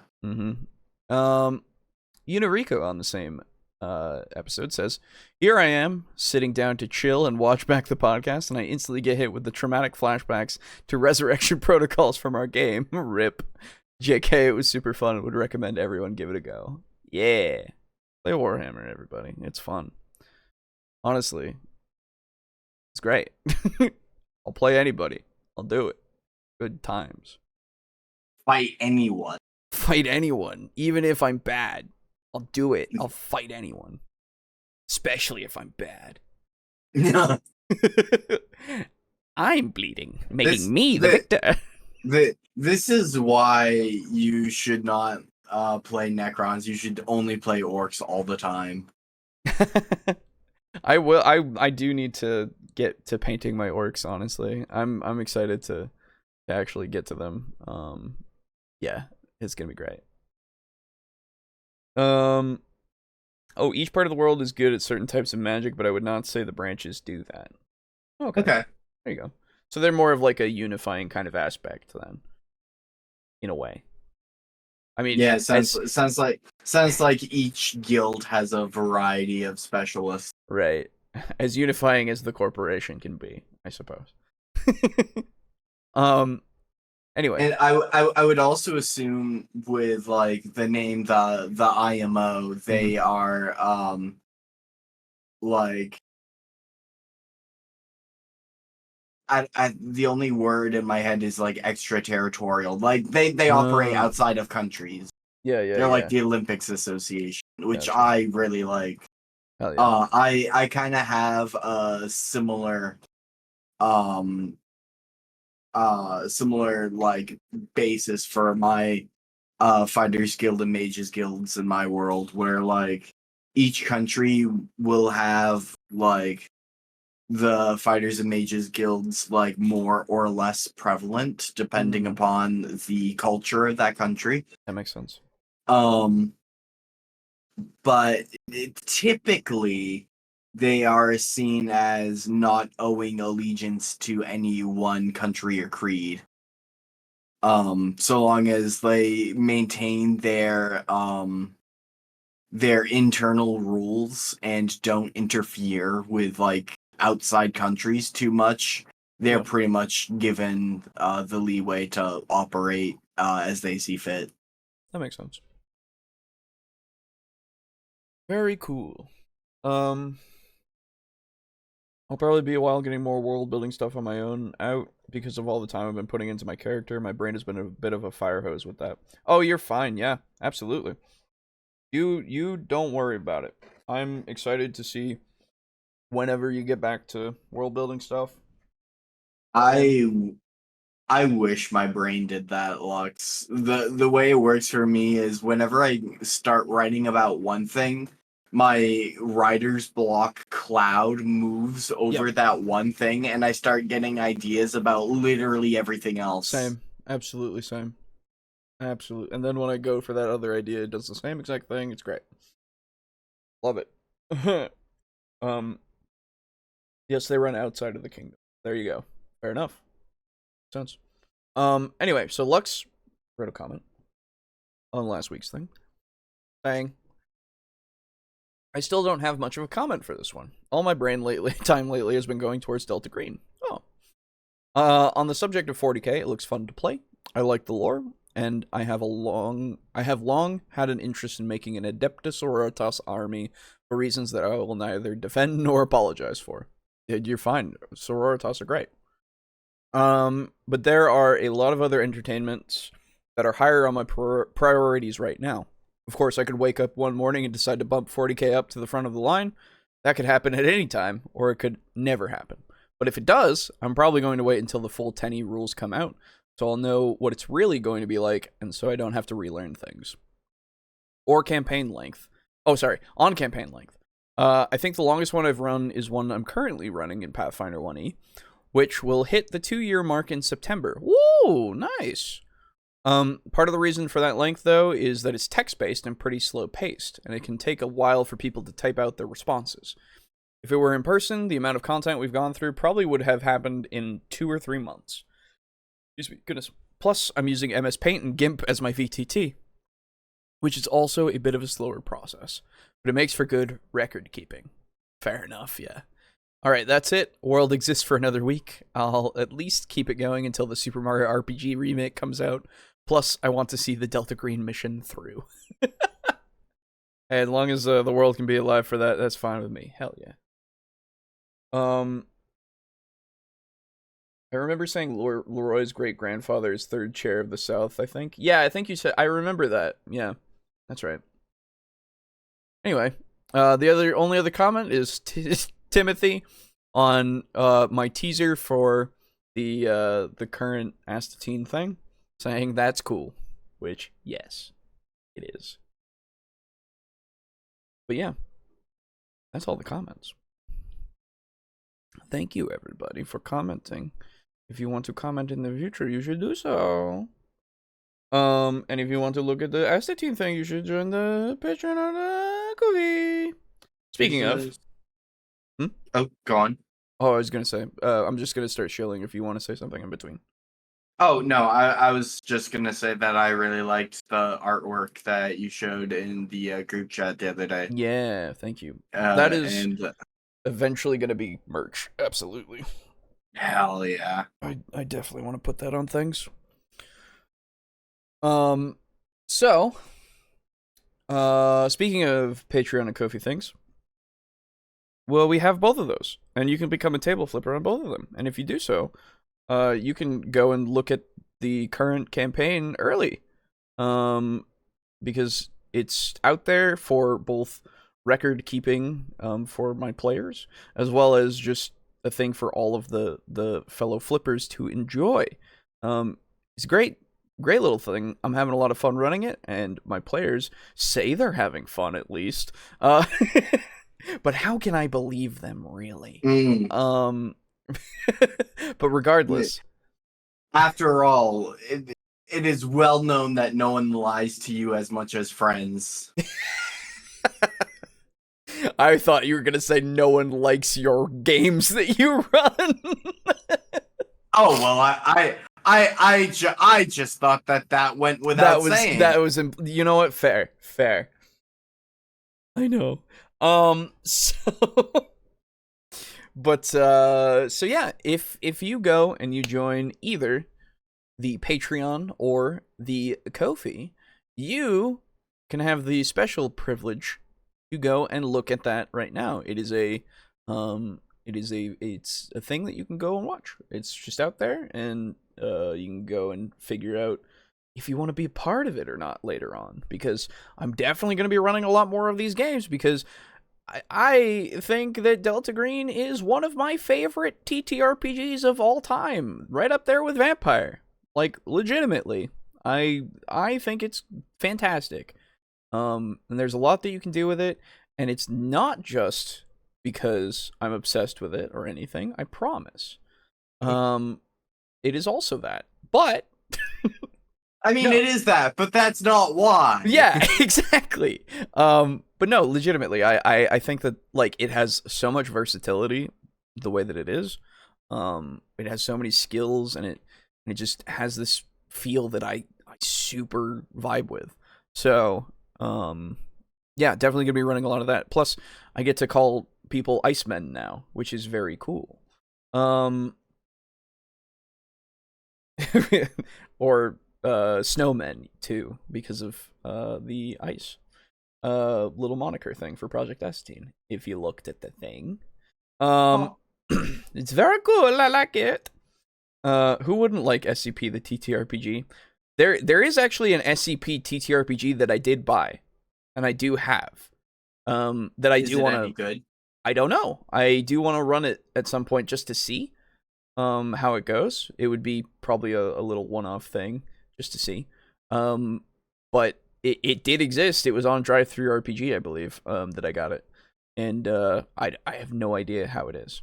So Does so is it like is it a module sort of like little self-contained adventure, or is it just like a framework of like, oh, this is how you run games, it's up to you as to whether or not you accept the SCPs in the established like SCP universe or not? it is, it is a whole thing. It's almost 300 pages. Okay. Yeah. So it's got some depth to it. I haven't looked at it for a little while, to be fair. So I don't remember a lot about it because I've been paying attention to a lot of other things. But it is quite large, at least in stuff. It has a random plot generator in it, as well as telling you about a session 0. Wow, it has a session 0 section? Yo, that's weird. Oh no, it super does. Wow. How in Okay. depth does it go in the session 0? Okay, so it has 2 pages dedicated to it. Talking about having respect. The first thing in that section is session 0 is also the best time to understand your audience. As a director, it is your responsibility to ensure that no topics covered are going to offend your players or make them feel uncomfortable.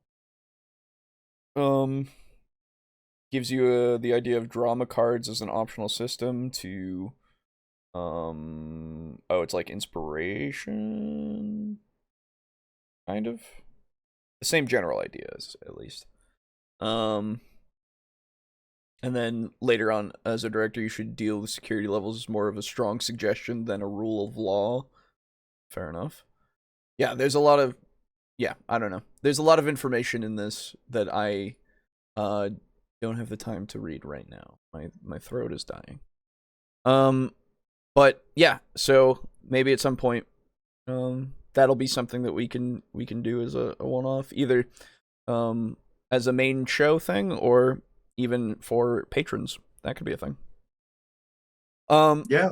Okay. Yeah.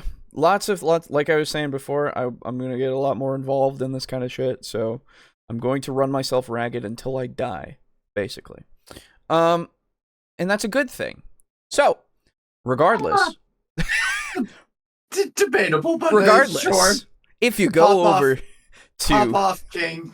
Thank you. If you go over to Patreon or you go over to Ko-fi, they both have the same exact tiers of becoming a flipper. Tier 1 through 4. One being $1, 2 being $5, 3 being $10, and 4 being $15 per month. The added thing, of course, is Ko-fi. You can just donate a one-time amount of your choosing as well. That is another thing that you could do. But either way, if you join the membership, you become a table flipper, you get to be part of our Discord, have access to our super secret table flipper chat. You can see a bunch of things in there. And, talk to us if you want to, if we're around. I'm usually around, because I have a problem. And, other than that, get our utmost admiration and thanks. So, that being said, a big thank you to our tier 4s, that being Draco Kraken, Mog Zero, Rick, aka Unit Rico, Slazer, and Steely. Big thank you to all of you for being at tier 4 and giving those $15 a month for as long as you have. We have lost a few people in our Patreon stuff, which is no problem whatsoever. Of course, don't ever feel like it's an obligation. That's the 100% the thing that we need to stress every time. If you don't want to give to us anymore for any reason, more than welcome to not, right? These donations are just extremely helpful for keeping the show going up in quality, hopefully, with the additions of now music that I can use for a bunch of things, as well as these maps that I've bought now, and future merch ideas and all that kind of stuff. Like, it's helpful for that. It's not 100% necessary, though, at least at the moment. Well, it is exclusively for all of that, whereas personal funds are going to be tied up in other things now, for me at least. So that's the way that it's going to be, but things will still be happening regardless. So again, don't feel obligated to donate if you don't have the ability to, or anything like that, or you just don't want to. Anyway, thank you also to Lux, aka Neon Armok, now on the flippers, for that tier 2. Appreciate you. And of course, thank you to our tier 1 flipper. Big The thanks. unnamed. The named but not read out because of tier 1's wording. What a shame. So close to recognition. God damn it. So close to being my friend. So recognized, and the name is on the screen. But it's just, it's almost like everybody could do just as holler and you'd all be there. It'd be crazy. Anyway,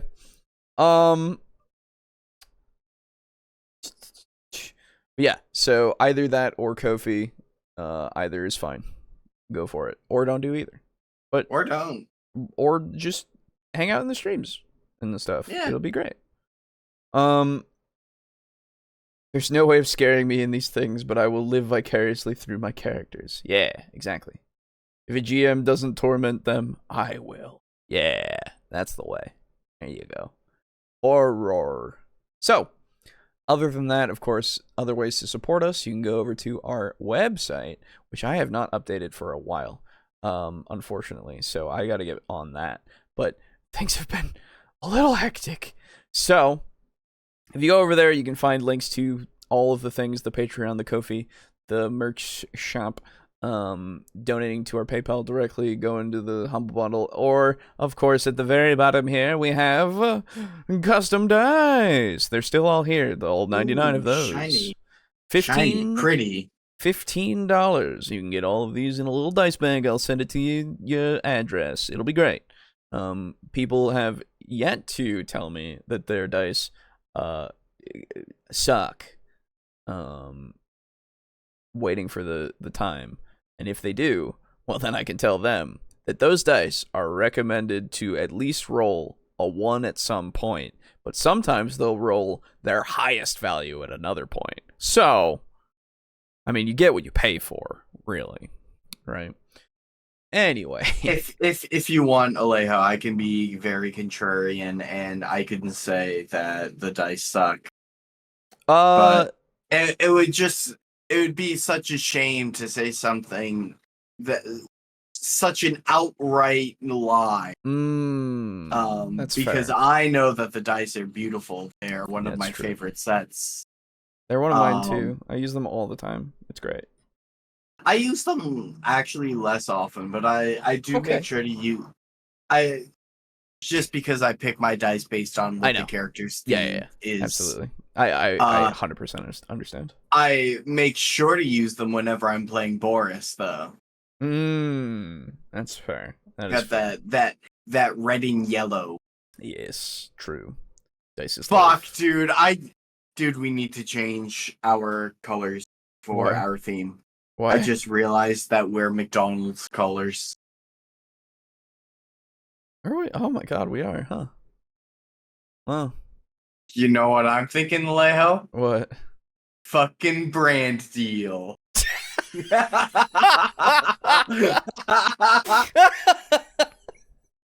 Oh shit. Wow. The writing was on the wall the It whole was there time. forever. I didn't even know. Shit. Alejo, was this intentional? Oh my god, you're so smart. Thank you. I'll take that credit that I don't deserve and don't want. Uh Dice exorcisms are available for tier 4 table flippers, right? Oh, yeah, sure. If you want me to give you a little dice exorcism, I'll make sure to do that. Absolutely. Yeah. Just hand me a I'll bring out my ruler and I'll wave it around above your dice. It'll be great. If you want, I'll do dice exorcism for free right now. Oh my god. Yeah, as a The sign value. of good, as a sign of goodwill, you'll get a free dice exorcism from yours truly. Oh my god. Hold on. Who am I? Table talk now with Sneaky Ronald. I hate that. Mm-hmm. It was Steely who wanted the exorcism. Or at least Steely, asked about okay. it. Cool. Fantastic. Okay. Hey, Steely, and actually more specifically, Steely's dice. If you don't roll like max for Steely, then I'm going to give my leukemia to you. Oh. Okay, so roll fucking well for Steely. Big This isn't a threat, this is a promise. Big promise. I will have Steely mail you to Alejo's house and then to my apartment. Right. And I will just like cough on you until you get your leukemia. Right. And That's then I will like put in a few squirts of hand sanitizer Ooh. and like clean them all up because you've got the leukemia inside you now. Yeah. And also can't I come don't out. want to give Steely back dirty dice. True. And then I will mail you to Alejo's house. Right. So you'll go across the country twice. That's true. And then to Steely's house. And I swear Man. to God, if you're not like shaping up by the end of that shit, like I'm gonna have to get more drastic, and you're not gonna like that. Those dice are quaking. They're shivering. They're ready to roll the highest value easily. That was impressive. Good job. Steely, your next D20 roll will be a nat 20 or your money back. Well, oh wait, it was free. You're right. Exactly. Okay, yeah. fair. Yeah. Can you give back time? Is that a thing you can do? I said money back. Oh, not time true. back. Yeah, it didn't pay. It wasn't. Yeah, sure. Anyway. The dice do in fact have a probability that is within expected standard. There we go. Good. My dice fell into one of the wormholes in my room, and I need to dig them back out sometime. That's fair. Purple and red. That's an okay color combo. Yeah. I'd better start driving. Have a good drive. Drive safe. Don't be me. Don't ever be Aiden. Yeah. Lux can curse the dice for free. True. In fact, I will curse dice by default, so you probably should pay for the dice exorcism. Oh, thanks, Lux. Oh shit, son. Tier 4 service is the business. I feel terror-flavored luck pulsing around my gaming table. Hell yeah. Nice. So that's the dice. You can do that. You can go over to TeePublic and get our current logo, or at least the logo we've been using forever, on a shirt or something. At some point, when the second case of astatine comes out for the public, that will be also a design, the astatine logo. So, be excited, because I actually do want it on a lot of things. I would love to have a shirt with it on there. And of course, you can go over to Humble Bundle and use our link in the description right now, and anything that you buy through it will, support us, as well as Tabletop Alliance, link in the description, to find out about their charity work. Right now we have some Black Library books that are happening right now for Warhammer lore. Ooh. Are these audiobooks, or are these... Oh, there's some old, like, classic Warhammer, Warhammer Fantasy stuff too. And Age of Sigmar stuff, apparently. Oh, neat. I think these are actual books. You know, I should really pay more attention to Warhammer Fantasy, because I guarantee you that they've got some cool as fuck shit. Yes. That I can... oh wait, what's the name of that fucking, that I can fucking trace in the infinite out of, the lore of Warhammer Fantasy and put in my world. Yeah. No, legitimately, there's so much good stuff in there. And then, let's see, anything else that I can... The Ultimate RPG Guide is still there, but it's more like background stuff of like, oh, this is how you DM and stuff, right? It's okay. Other than that, I would recommend at the moment the Humble Choice bundle, that has Temtem as one of the things, as well as the Outer Worlds, which some people really like. I think it's okay. What else is there? Yakuza 4, nice. Road Warden, Kraken Academy, Merchant of the Skies, Ozymandias, Shotgun King, The Final Checkmate. That sounds fucking awesome. So yeah, and then anything else in the store. If you use our link, whoops, I just closed that. If you use our link, anything that you buy, whether it be a bundle or something in the store or whatever, through Humble Bundle, will do the supporting thing. So go check it all out. Humble Bundle is a great site. Teardrop Timothy asked how old is Warhammer, and Warhammer came out... I guess made when? Yeah, it was, I think 1983. Yeah, I was gonna say it was early 80s, so yeah. Yeah, I was gonna guess 80s or 90s. Mm-hmm. Steely, however, mentions, did you guys see there is a Warhammer Fantasy revival coming from GW, the old world? New models look sick. I am so ready to play Bretonnia. I haven't looked at any of the new models yet, but I have known about the old world for a while now. Yeah, I'm super excited for that, because I like fantasy. Sigmar is okay to me, right? Like I don't care for where it went really, but I really like all of the strife that was happening in the old world. So I'd rather be there with all of the everything that's bad. Where everything's bad in Sigmar as well still, because I mean, obviously it's Warhammer, but I like the not having the gods just be present thing. Like that, yeah, they're a thing, but they're not right there in front of you, you know? That's the one thing where I'm like, okay, but you know? Because when I go and see in Age of Sigmar that you can literally just, like, you can go and hang out with Sigmar, like he's there, I'm like, okay.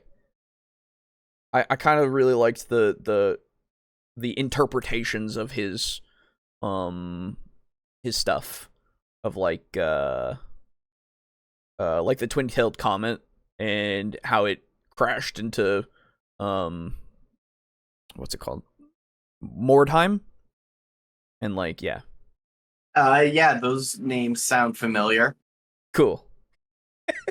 Yakuza does Dude, rock. It is great. Anyway, sorry. Yeah. yeah, Yakuza's right. Me and my friends agreed to not get into Warhammer Fantasy side because we would all want to play Skaven. That's fine though. Yeah. That's all Boo wants to play. That's not true. But dude, Skaven kill each other just as much as anything. any other faction kills them. In fact, probably more. So, yeah, more just because Skaven are closer to other Skaven. Yeah. So you know, it would be lore accurate. Yeah, it's true. WFB was more low fantasy. Yes. AOS is high fantasy. Yeah, and I think I rather prefer the low fantasy vibe of fantasy than I do of AOS is high fantasy. Need a Space Hulk revival? Yes. The board game? Yes.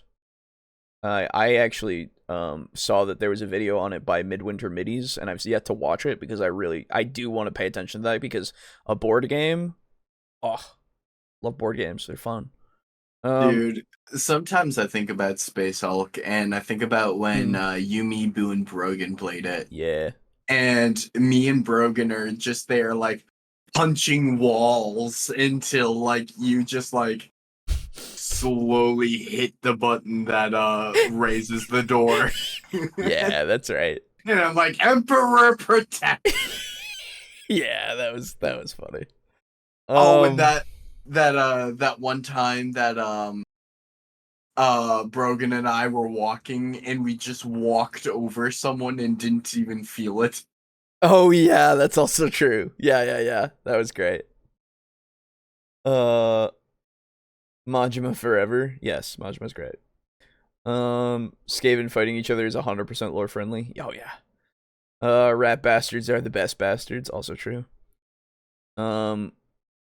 WFB had a rule for Skaven called Life is Cheap that allowed them to shoot into combat at the risk of hitting their fellow Skaven. Just the perfect flavor. Yes.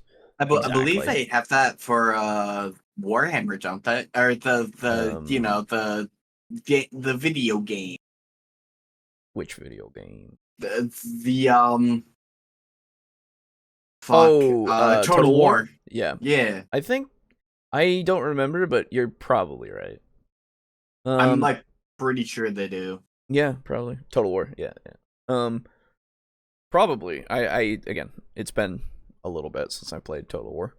Can you play the Yakuza on stream? I could. Yeah. I haven't finished. I've only played through all of 0. So, and I started 1, but I never got around to it again. So I could just restart it. I would not mind. Love those games. Those games are cool. I want to experience them. Yeah, I could. Anyway, that's everything, everybody. We did it. This actually lasted 2.5 hours, so we've made it to the already time of our lowest episode ever, which was 2.5 hours. So we're consistent on that at least. We've never been under that. Good job, everybody. We did it. Mandalore Gaming has awesome reviews of Warhammer Total War series. I only saw the one for the second game, Total War Warhammer 2. And I didn't watch his third one, because at the time I didn't own 3, and I wanted to at least play 3 first to see what I thought of it. And then the game doesn't run well for me, even though my computer should be able to handle it. So I just haven't played it for a while, and then I just didn't watch this thing on it. So one day I will. I should watch more content from Mandalore. Like I watched his review of the new Aliens game. Oh, I haven't watched that. I've watched all of his old stuff from like the point and clicks and stuff that he was doing and all of that kind of stuff because those were really interesting to me, and I don't think I want to play any of those. But I had a day where I binged a bunch of his stuff, and it was great. It was such a good time. I'm so proud of this community. Yeah. Okay. Well, thanks for hanging out, everybody. I'm very sleepy, and my throat hurts, and I want to eat my pizza. So everybody, get the fuck out of here and thank you. Bye-bye. Bye-bye now. Bye. Goodbye. Donate to our Patreon or Ko-fi. Bye. Yeah, do that, I guess. Exit through the gift shop. Yeah. Through the gift shop. That's right. Get yourself a t-shirt. Get Ugh. yourself a mask. Jesus, I Goodbye. hate it. I hate it.